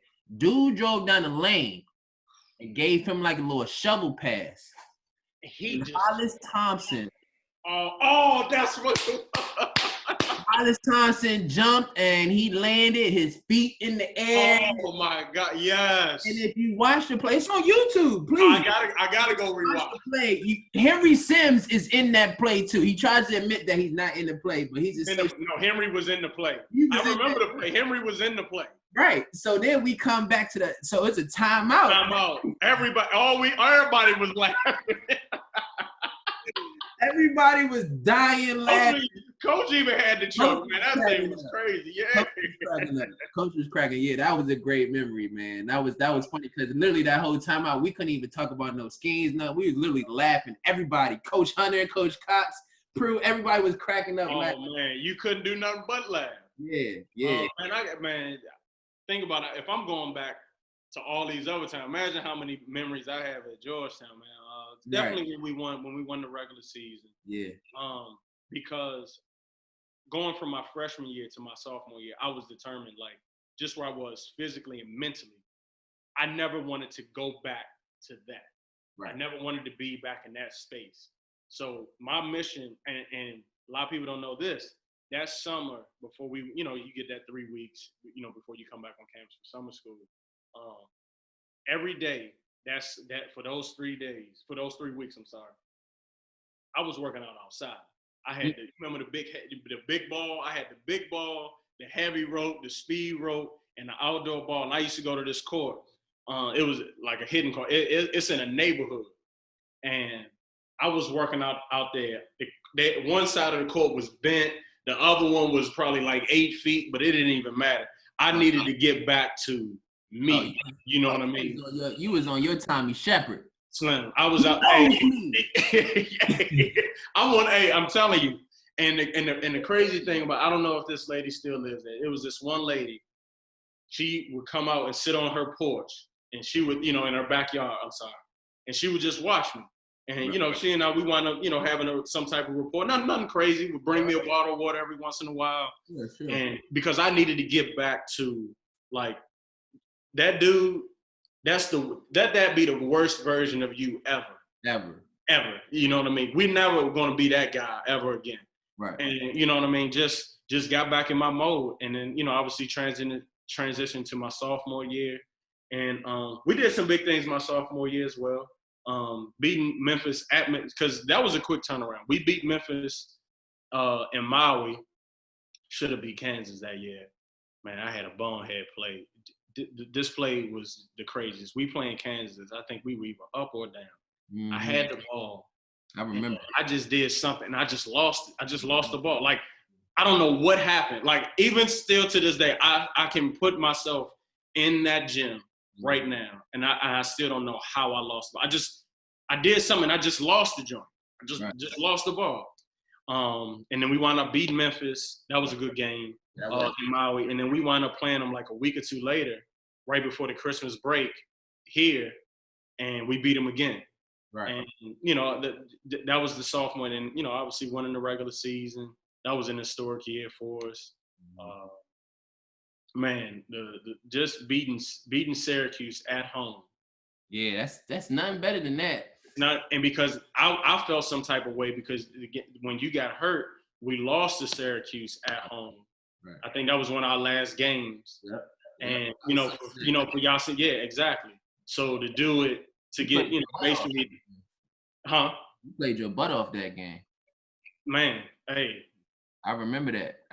Because I didn't forget y'all seeing that we lost. It's just certain things that kind of, and this was our chance to cement ourselves in some type of history.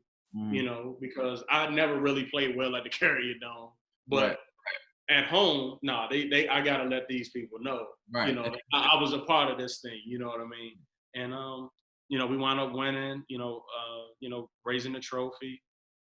Senior year was a little rough because we dealt with so many injuries. Josh Smith came, transferred. He was with us for half the year. Greg got hurt that year. Jabril broke his jaw. I mean, we just had, Nate was battling some stuff. I mean, it was just so many different things that course of that year. Right. We had freshmen that we were trying to develop. Right. It was a lot going on that senior year. But, we were still able to manage, wound up losing. As throughout your career at Georgetown, and you really you represented. You representing yourself, representing your name, representing the community, us, in a very spectacular way. What do you think are the misconceptions, or if there are misconceptions? This is a question posted by Free as well. Misconceptions, or if there are, about a college athlete in particular, what do you think is the misconception about Georgetown athletes and what we go through as individuals? Well, on the outside, if you ask a Georgetown student if we do any work, of course they'll be like, you guys don't do anything. But that's not true. That ain't true. That's not true, because when in the summertime, when we there all year. We there all year. Yeah. Think about what I just said. We got 3 weeks at home. Yeah, that's it. That's it. There is no. If you're not from, even Christmas break. On campus. You on campus. You got games. Think about Thanksgiving.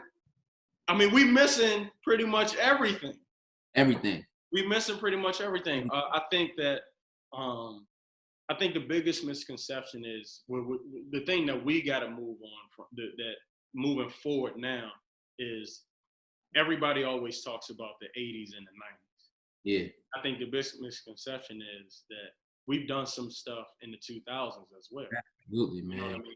Absolutely. And I understand, like, we haven't made it to the Sweet 16 or the Elite Eight, Final Four, national championship, but we've done some pretty historic stuff in the 2000s. Yep, it would be great for us to get back to those glory days, but that's just not where we are right now. Right. Obviously we're in a period of transition. We have a lot of things a lot of moving pieces, and we just can't. It's just been difficult for us because it's been one thing after another. And right. some stuff we can control, some things have been out of our control. But I think the biggest misconception is that we're not the team of the 80s and 90s anymore. We're the team of the 2000s, and we all, as Georgetown basketball, we have to move. We have to realize and understand, like, okay, we need to adjust to the times. What do you think is the biggest thing that we're missing right now as a program? We don't have enough of us up there. Us, but meaning what? What's us mean? Former players. We don't have enough. We just don't. And obviously you're still going. You're still doing your thing, but I don't see a reason why you shouldn't be up there. When you're done, I don't see a reason why you shouldn't be up there. I'll tell you this. I went up there. I was gonna hang it up. Right. I had a bad stint. It was just a bad year. Let me just put it to you that way. Right. It wasn't going. Things weren't going how I. My third year out, I went to Germany. I rolled my ankle before because I was on the tryout with Frankfurt, and I rolled my ankle against Berlin. I'm just running through. Just turned my ankle just like that.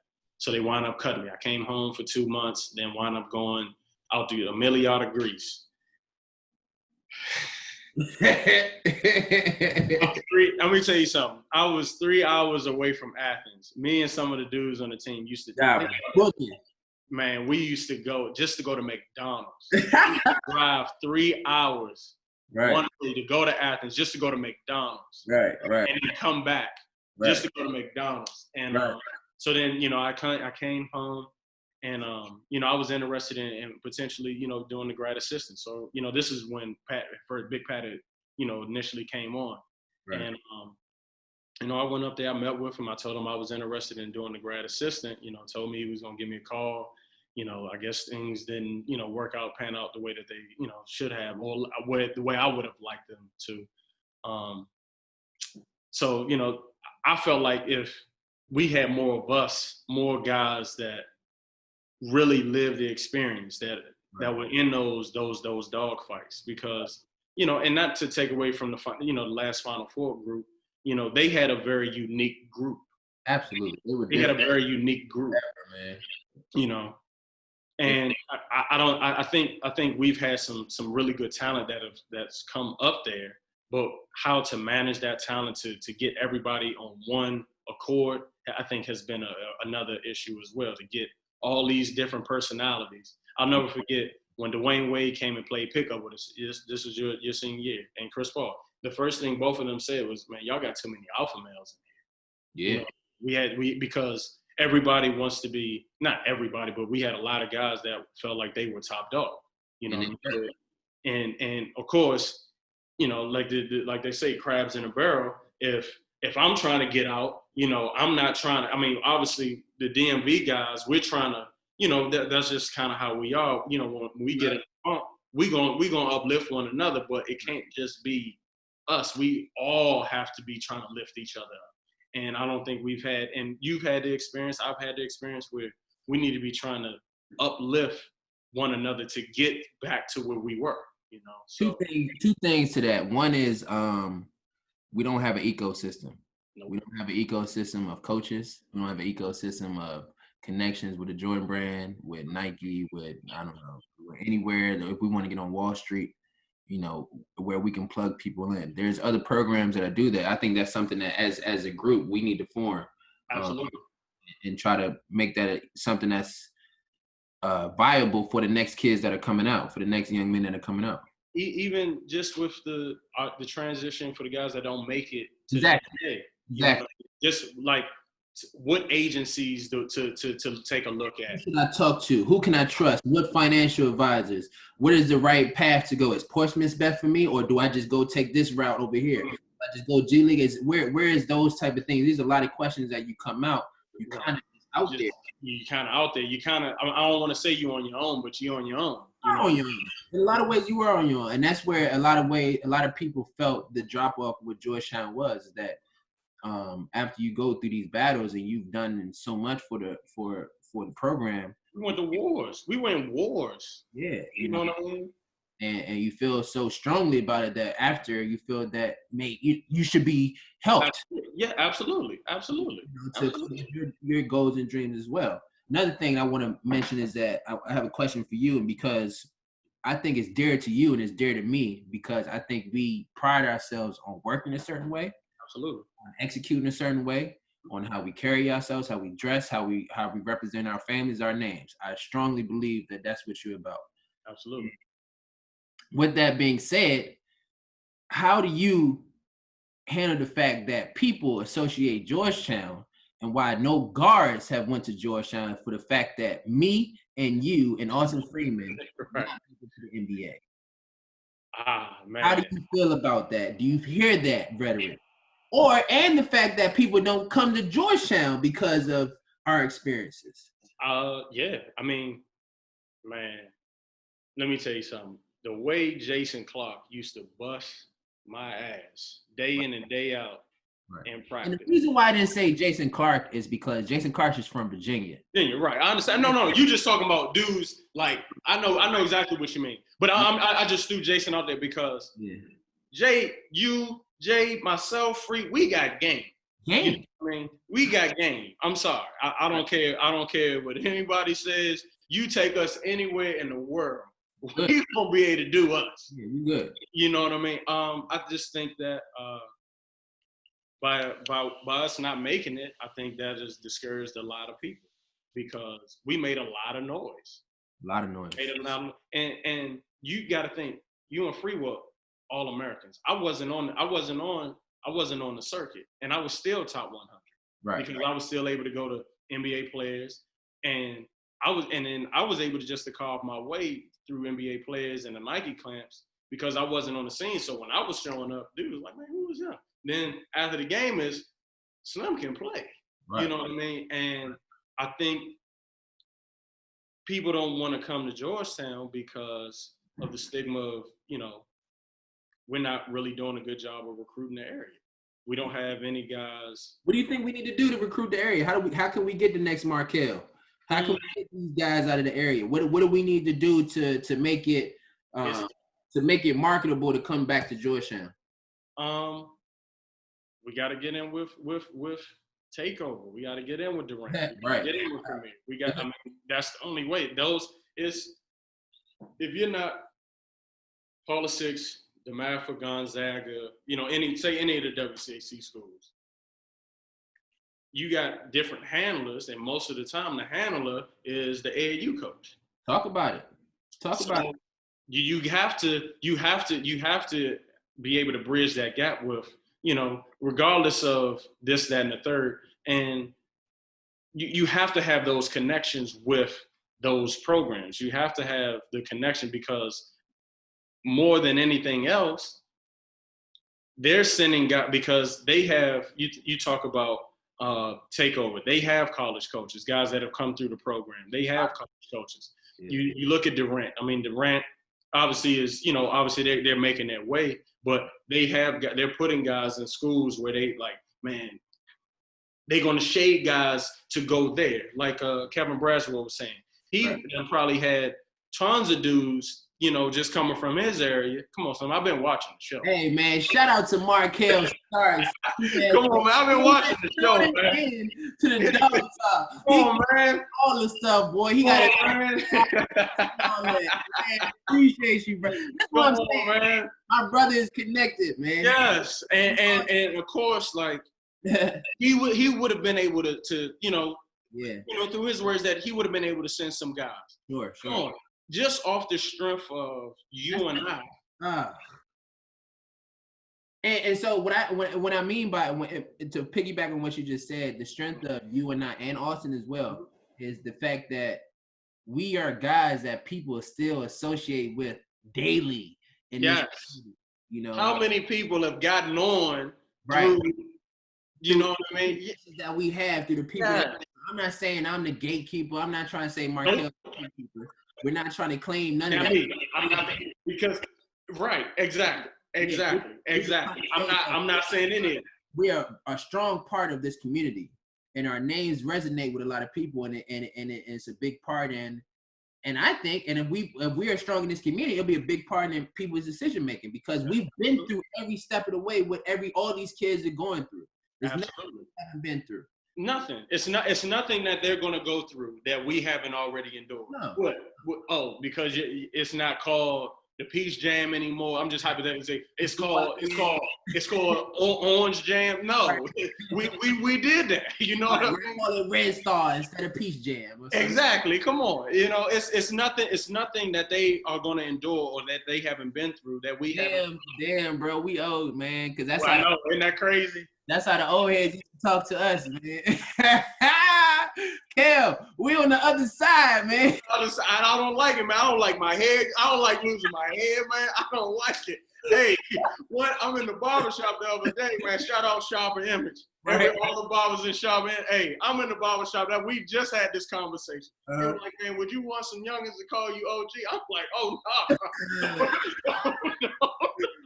Don't do that.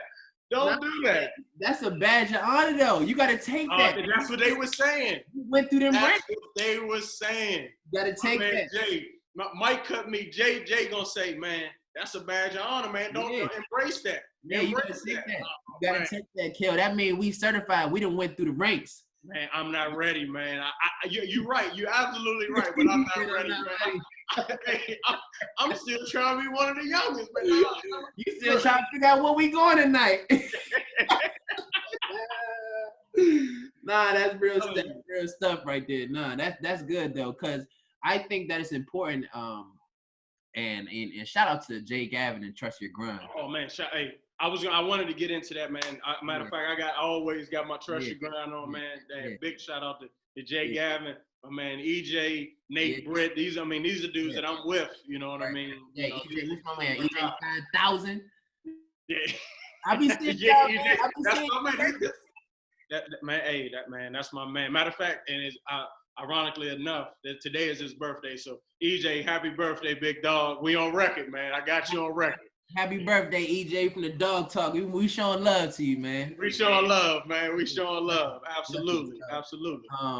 So just to transition, you know, obviously I think the DMV and what I want to say about Trust Your Grind is that Trust Your Grind is a guy that we both grew up with, Jay Gavin, that grew up in the same camp as you, Keith Williams. Yep. And he's down an extension of him. He's carried on a legacy of breeding the next generation of talent and cultivating it in a positive way, teaching these kids the right way. And I think that's important for people to understand is that these are direct neighbors and brothers of us. And these people are connected with us on so many different levels. We competed with them. We lost with them. We've won with them. We've cried with them. We've been associated with these. Oh my God, we got too much history. So to understand why we are so adamant on saying that these are the certain things that we need in order for the program to get back is because we know, we feel as a part of it. We know the kids that are coming up next. You know, we know the kids that are coming up. We have access to these people. Absolutely. We can connect with you. We can work out with these kids. So I think it's important for me and you, the Dog Talk, when I'm speaking on me, I'm speaking on the Dog Talk, me and Free, to give back and to show these kids the perspective that we have now, because it was given to us in so many different ways. Oh man, we would be doing this total disservice to our community if we didn't give back how much was poured into us over the years. Yep. You know what I'm saying? So that's why I'm excited to take that stamp of an OG. Right. Yeah. I see what you mean. I'm with you. Because that's a part of us, man. This is a part of how we were raised, how we were made into who we are. Why you sitting here the way you are is because of the people that poured into us daily, you know? And you don't realize it until you, like you say, till you get into a certain level. And right. like you said, like, dudes looking at me like, man, yeah, I remember you, man. You was at Georgetown. Yeah. Like, man, I'm years removed. Years removed. And you know what I mean? Just to get that love back, man. Like, yeah, I see what you're saying. I'm embracing that. Embrace that. I'm learning, man. I'm not fully ready, but I'm learning. You put in that pain, Kel, and you still 10 toes down with it, that it's hard for you to look up and see that all the stuff that you've done and then respect it, because you ain't thinking about your age. You in great shape. You always been in great shape. I'm trying to stay young, man. You can get into it with the best of them. So it's not a matter of, you feeling old. It's just a matter of, that's a stamp, dog. My man certified shit. We need to give him a badge.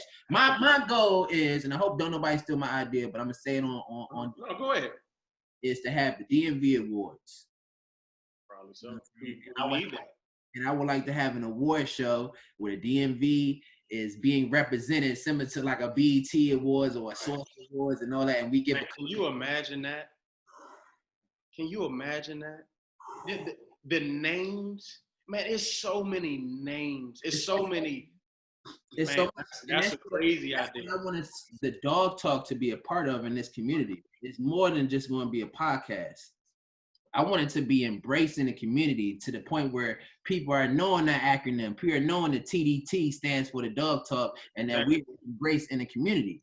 And so I just say, like, guys like you who are going to be the leaders of this. right, absolutely.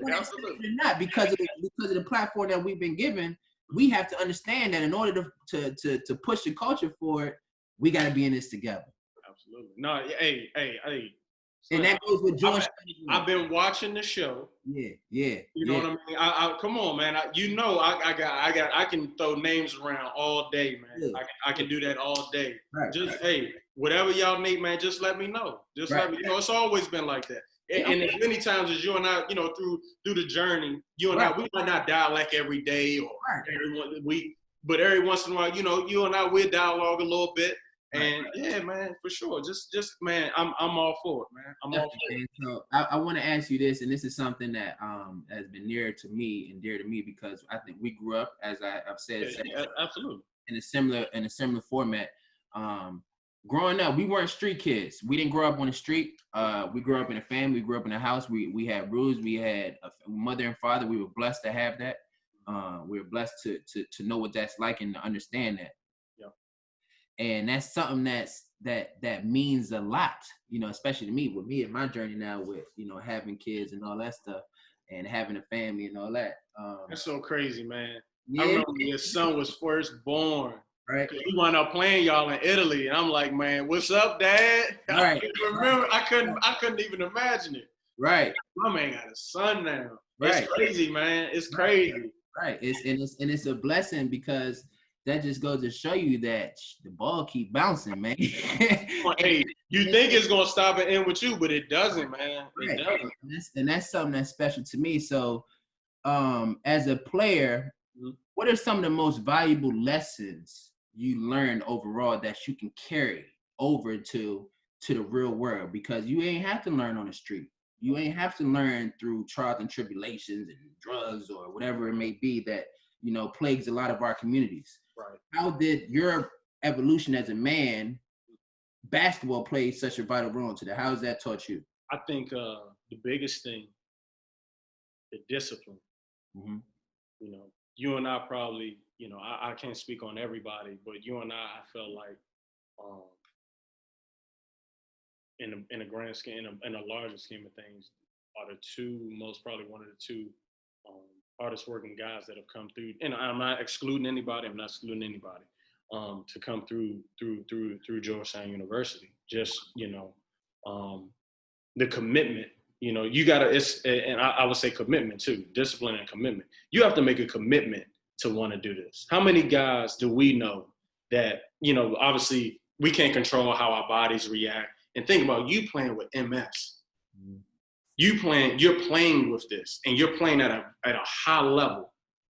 Imagine if you weren't going through that, where you would be. You know what I mean? And I think you have to make a commitment, not only to yourself, but the people around you have to understand that commitment. You know, you could have all these other distractions. I think that's the one thing that we learned about with the Michael Jordan documentary, you know, the Bulls documentary, rather, that Jordan had all these different distractions going on, and he's still going out and getting 30, 40. You know, it's like, I understand I'm doing this, all this other stuff is going on, but I'm still. But this is what I do. This is what I do. That provides for all that. Yeah, because if I'm not doing this, all that other stuff really doesn't matter. Yeah, it goes out the window. Right. And I think when I look now on the guys that are coming up, you know, you have some guys, you know, you can't do both. You can't have one foot in, one foot out. No, you can't. You just can't. So I think that basketball has taught me to be disciplined about my craft. If you want to be good at anything, it's going to require some level of discipline.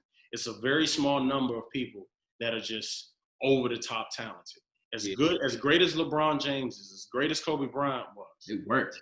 They worked. You can see how LeBron's game has evolved over a period of time. You can look at his body and tell he works. I ain't gonna lie to you, Kel. This is I'm a LeBron James fan. I don't know if who's the player in the NBA? My favorite all time or right now? Oh, right now. My man keep getting plagued by injuries, man, and I don't like it. But I'm a big Kyrie guy.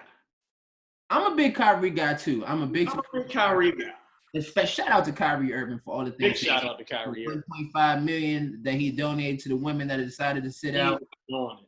The movie that he made for Breonna Taylor, you know, giving 300 plus food or meals, giving the family. I mean, Kyrie is really standing behind what he's saying. So you got to respect that. Rest in heaven, the congressman. We just had it up. I just lost his name. Just passed away. Yes, yeah, gotta give him Lewis and his contribution to everything that we are, you know, stand for now as a community. Yeah. He was one of our, you know, our pillars. He was one of the pillars of our community. Absolutely. But what I was saying. My bad. Go ahead. But I'm big on Kyrie because I think from a skill, because you know that I'm big. Yeah, I'm big. I'm all skill and will. That's it. Skill and will. I'm not the biggest dude in the world, but hey, I'm gonna give you a lot of skill because I'm giving you a lot of skill and my will. Hey, I'm gonna go score this. I don't know how. I'm gonna score it. I'm gonna get a bucket. I'm gonna get a bucket. What I was saying was, and I agree, Kyrie is phenomenal, man. Phenomenal. He's a wizard with the basketball. Mm-hmm.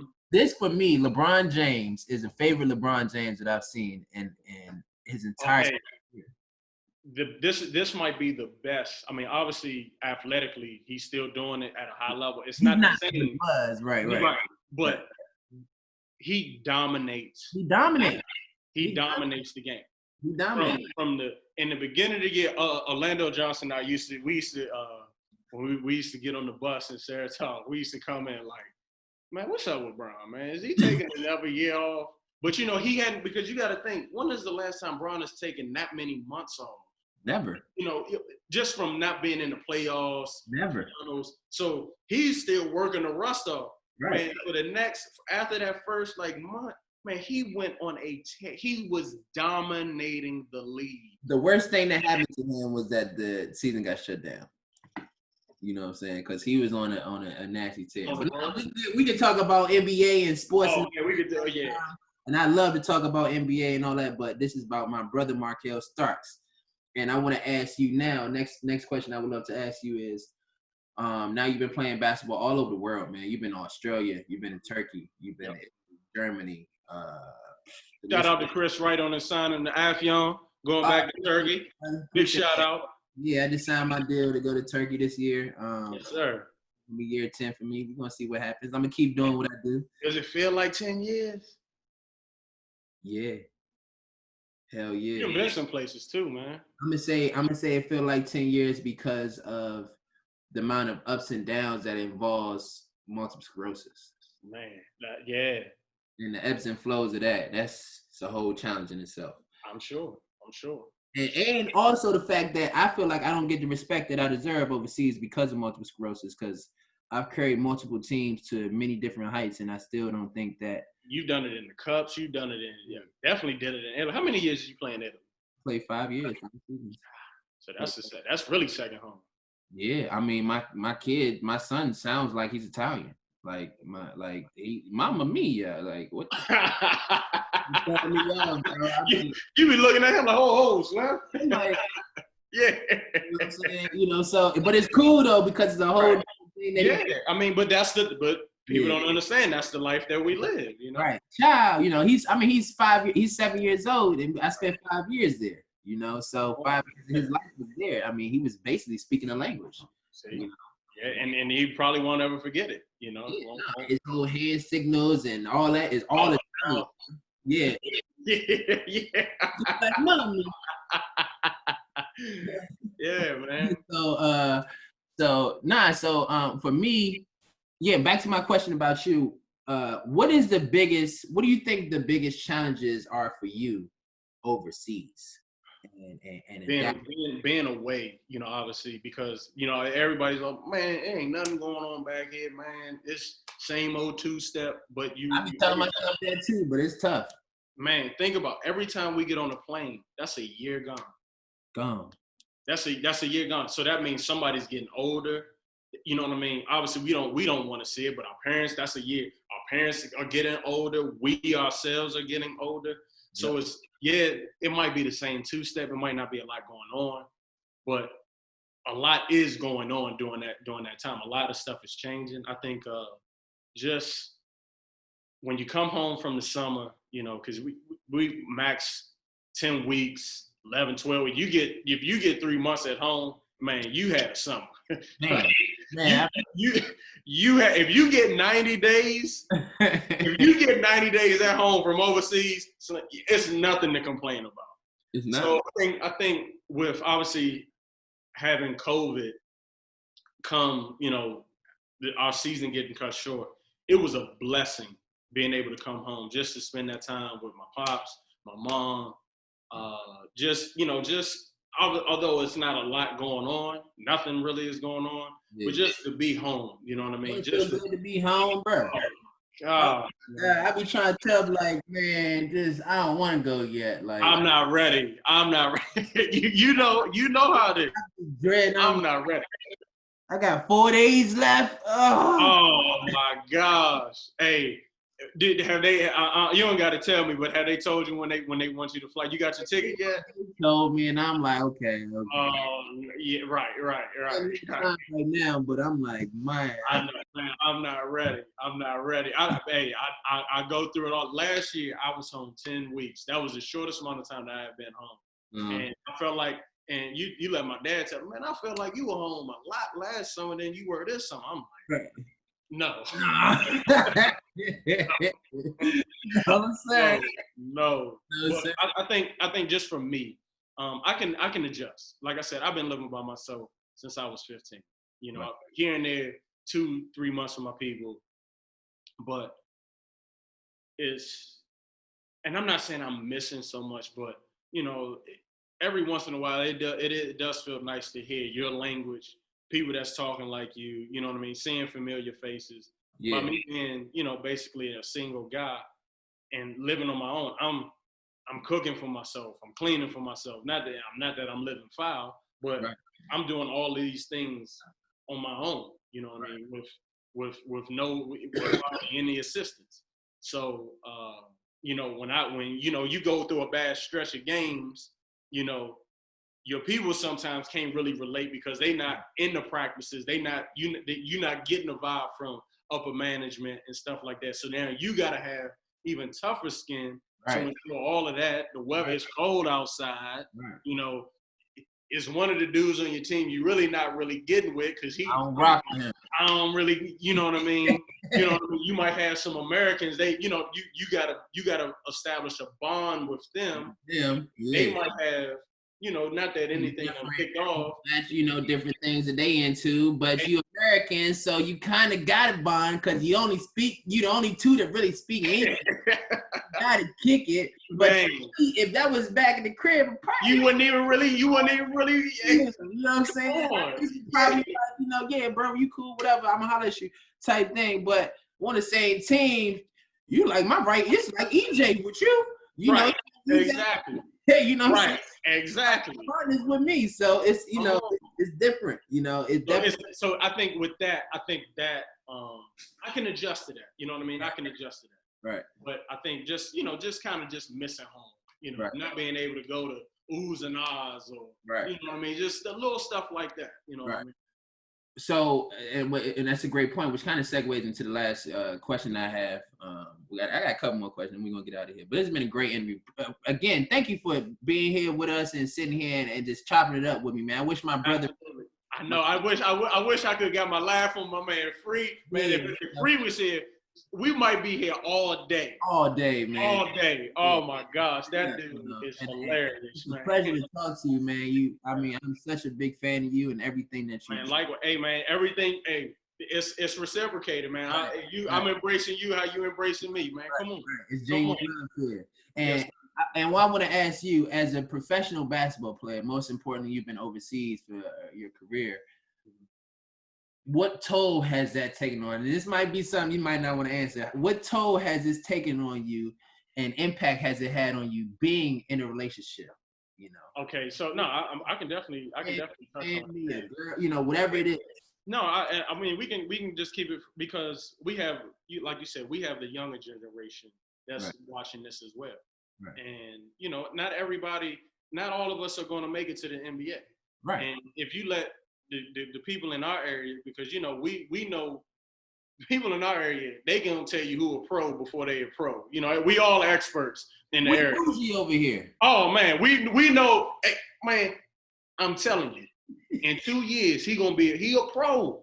He's not gonna be a pro, man. Yeah, bro. Where is he gonna play pro? And Uzbekistan. Come on. So, but I think obviously you have been able to do it, you know, with your family, you know, how you all have been, you know, even when, you know, you and I both had Deron Washington as teammates, how he's been able to do it. Shout out to Deron Washington. Yeah. So I think for myself, having a girlfriend back home, just that whole dynamic, it's tough because you're not getting that same, you know, it's more than just, it's the bond that you're not having, the physical contact. Nothing, you know, nothing like that, but just not seeing. It is like that. See, I'm trying to pull up, man. Come on, man. This is talk to these children. We're not PG. We're not being appropriate. I'm just saying this is the reality of the situation when you become a professional basketball player. It's tough. You know what I'm saying? You want to, even if you don't have it, like having a significant other works for some people. Yep. Having a significant, like for me, having my family there, having my wife and my kids is what I want to do because when I was coming out of school, and my mother could tell you this, my father could tell you, I always wanted kids young. Because I wanted to be able to have my kids. They all, you know what I'm saying? So out of our crew, out of people our age, I'm the first one that had kids. Well, hey, I was surprised. I ain't gonna lie to you. I was surprised. When I was like, man, Chris had a kid. Oh my goodness. Because for real, you still want to be able to check it up. Oh yeah, I'm sure. You know, come on, let's go. Come on. Right. You know, so for me, that was always a part of my journey and my plan. Like I wanted this, you know. And so for me, like, you know, players that are in their careers, I always want to ask them, you know, how was that handling? How do you feel? Is that something that you want to do, or is that something that you it's definitely been something that I've wanted to do. I think it's been tough because just maybe I've been dating wrong, but it's the timing has never really been right. Sure. You know, the timing has never really been right where, you know, you want that second income. You know, you want that person to enjoy doing what they do. You know, sometimes I've dated, you know, female women that have had, you know, that have had children.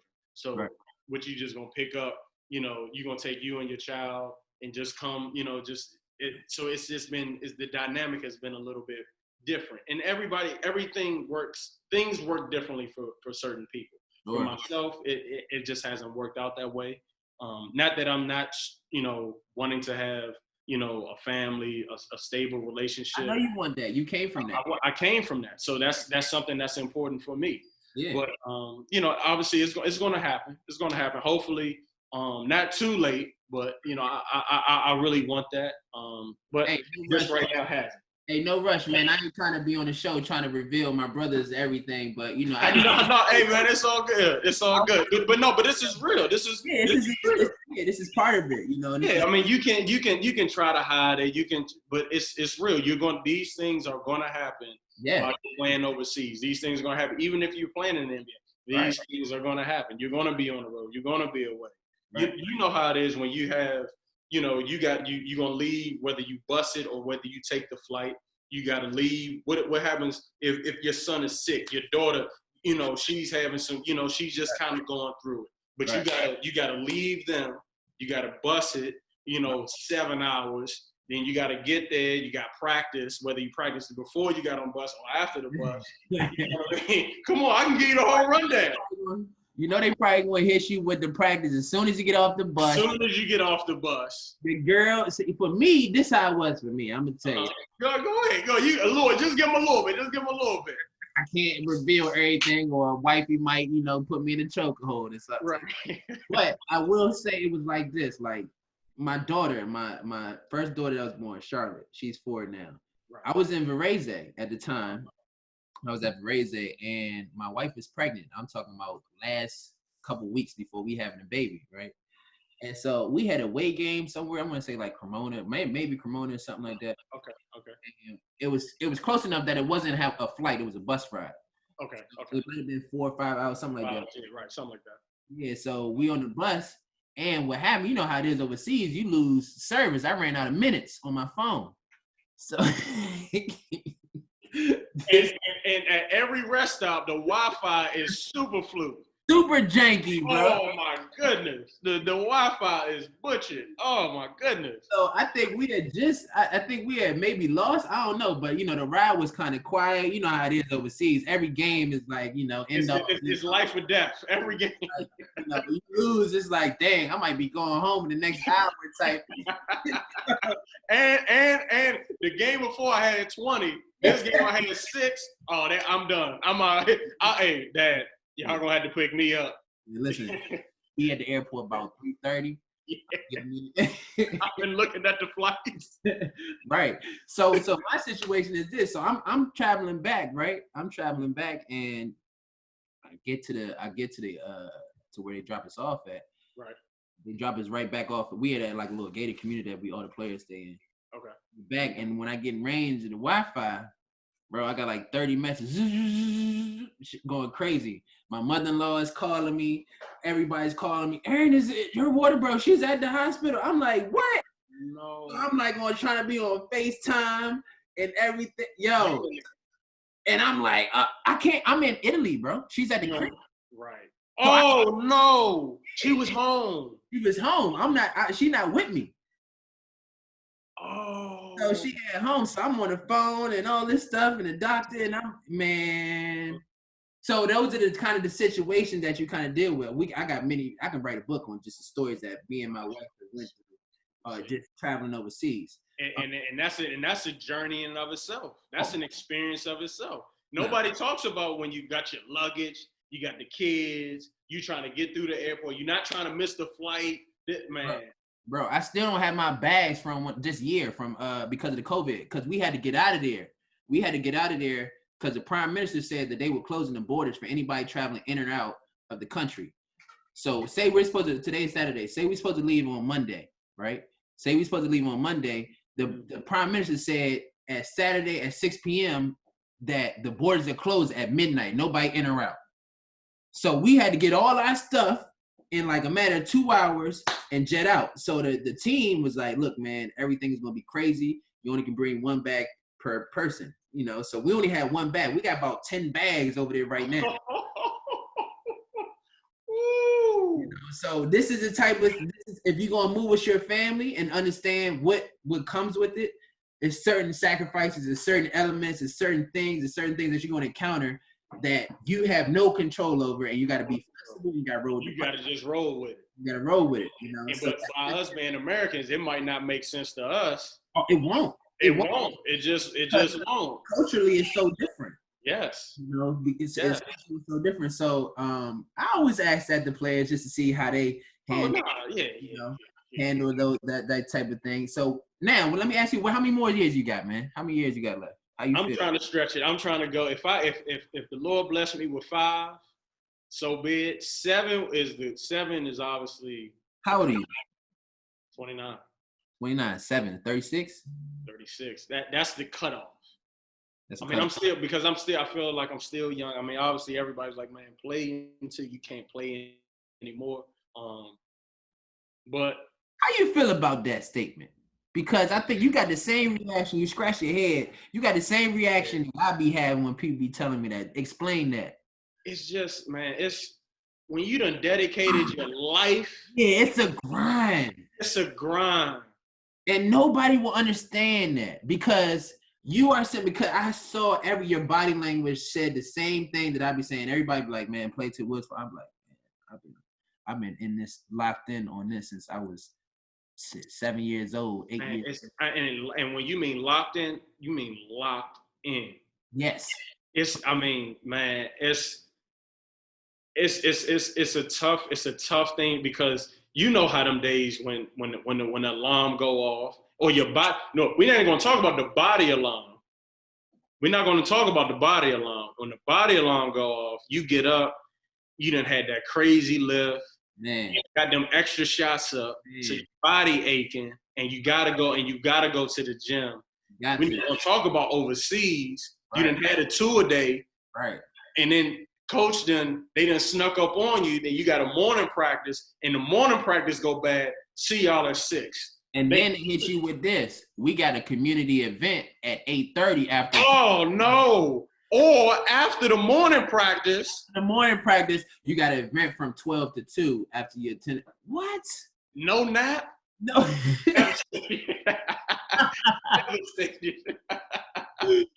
Devastated. Hey, man, that hurts. I'm like, come on. You got today, bro. Out of all days, we got to do this today, right now. Today. No. You know, we just had or if it's an off day, they want to take you in to do some on the off day. Don't get hurt. Getting hurt and having to rehab overseas. It's worse than practice. It's by far the worst thing you ever can go through. Because you are on the clock all the time. I got hurt. So I'm going to get a quick story. So I got hurt in Poland the year before. And I got hurt. Something free. We playing against. Matter of fact, we played against y'all. We played against Torrance. With Rob, shout out Rob Lowry. Man, I have been playing against Rob. Man, this is the 4th year Rob and I are going to be in the same league. Right. He's at Minx, right? Yeah, he was at Minx. Yeah, so this is the 4th straight year. I played against him in 2nd Division, Turkey, Poland, Minx, and Minx again. Come on, man. I'm like, Rob, come on. But, hey, great battles. Great battles. Because Rob gonna play. He gonna play, and he don't mind battering out. If he gonna bam out. Nah, yeah. But you need it. It makes for great games. It's the best Yep. So we playing them. I tweaked my knee. Nothing crazy. Just something real small. Something very small. So it needed like 2 weeks.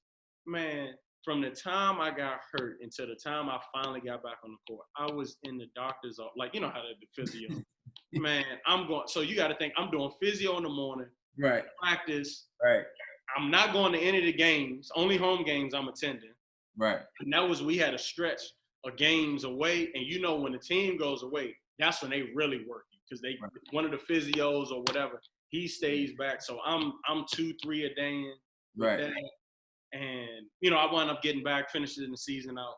But, man, it was just one day. I had physio in the morning. I had, you know, some little community thing like a little article, like the little news, do an article, little thing with the newspaper. Then physio again, and then later on we had a team dinner. Yeah. Right. I feel you. That's my security guard. That's what I'm talking about. Yeah, make sure everything, the premises is clear. Oh, we good over here. Make he good now. He good now. Well, yeah, that's real, man. Just one more before we get out of here. I'm having a great conversation. Man, we needed this, man. We needed this. Definitely. So what's next, man? How you feeling going into this season? What are your goals? What are your expectations? So thus far, we seem like we've been putting together a good bunch. One of the guys that are coming with me this year, we played together in Poland the previous year. He's a Croatian, and so we got him coming in. We have Aaron Goins' brother. He's coming, and we got another guy, Nate Mason, played in Minnesota. Right. So, right now, just with the imports are pretty good, but our Russian players are going to be pretty good. Last year, we played with basically 6 imports, 5 Americans, and the other guy, he was from France. Right. And the Russian players, they were young. So when you're playing against these high-level dudes, and you playing just with 6, foreigners, right, it's a little bit tougher. You need your domestic players to be, adequate. And the oldest guy was like 23, and he was a little undersized, 6'5", 6'6", and we're playing him at the 4. Right. That's not the BTB, man. No, you go and play Cheska, it's different. And then Isaiah Hicks, like I told you, he was hurt for about a month. What I mean? So that definitely hurt. But I think this year the club has done an outstanding job of bringing in some talent. So I'm definitely. I'm not going to say I'm excited. My thing is I need to win. Right. I need to win because in VTB, by us playing against these high-level teams, you're getting plenty of exposure. Right. When you get to play against Khimki, Cheska, Zenit, Lokomotiv, Nizhny, these teams are playing high-level basketball. Right. And it wasn't like last year, like we were just outmatched. It was just we were a little undermanned. Right. We were being games. We were competitive. Right. It was just that we needed that extra, that, maybe that 1 or 2 other guy, that other big, because if our main big gets hurt, if he gets a quick 3, he's missing basically a large part of the game. Now we got to get him back in the rhythm. Now he's playing a little less aggressive because he can't dominate like how he wants to because he got 3 fouls. Right. So I think this year, they've done an outstanding job of putting some talent together. So, I'm definitely looking forward to that.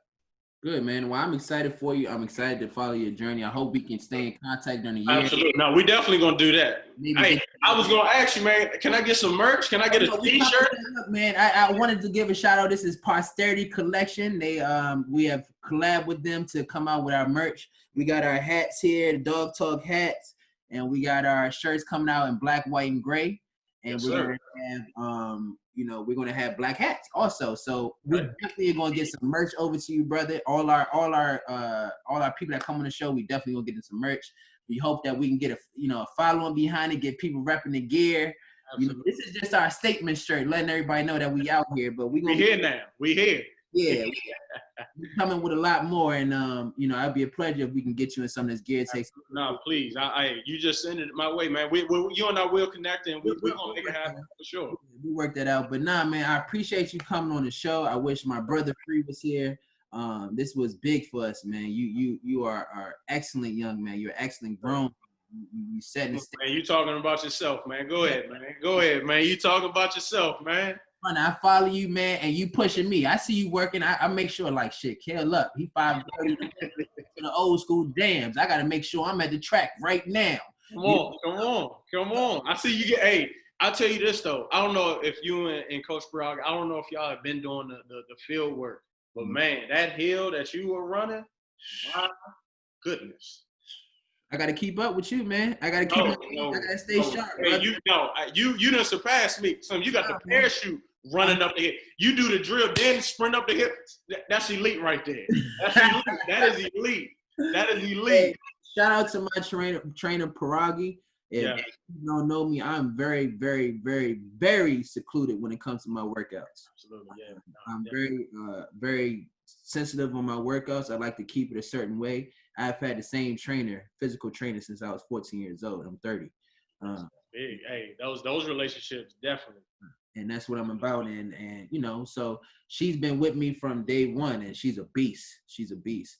And yeah, so you know, I'm still trying to stay on it, man. I'm still in the game, man. We still chasing. I'm still a dog. Still chasing it, man. You know, we still wake up. I mean, hey, like I said, man, we still had that hunger for it. So it's gonna be hard to walk away. It's definitely hard to walk away. But at the time, you got to understand that it's not that we're walking away. It's that we transition to another phase for ourselves, you know, and that's part of the game too, because this is what the game has given to us, you know. So that's powerful right there. Yeah, that's what it is. And you know, when it's time, and it's all love. It's much love. You got, and for you in particular, and I can say this about myself, you should have no regrets when it is time to retire, because you put everything into it. I gave it everything I had. Put everything into it. So there's nothing to sit back and say, oh man, I wish I would have. It don't matter if you stopped playing yesterday. Right. You put in the work. Mm-hmm. Can't nobody take away what you already been. So I salute you, King. I'm proud of you. Thank you, man. That means a lot. Hey, Chris, thank you, man, for having me on the show. You and Free, man, y'all are doing something that's remarkable, something that we all needed, not just Georgetown, but the DMV needed, you know, because we haven't, I mean, I'm not saying we haven't, but for you and Free to be doing this, legends, man, this is first class, man. And I just thank you for bringing me on. I've had, man, this talk, we needed this talk, man. We needed this. We needed it. We needed to go back down memory lane, man. It's been forever. So, and all them daggone Georgetown prep people, stop wearing me out about getting Markel Starks on. He hit. I'm giving y'all what y'all want. They've been killing me.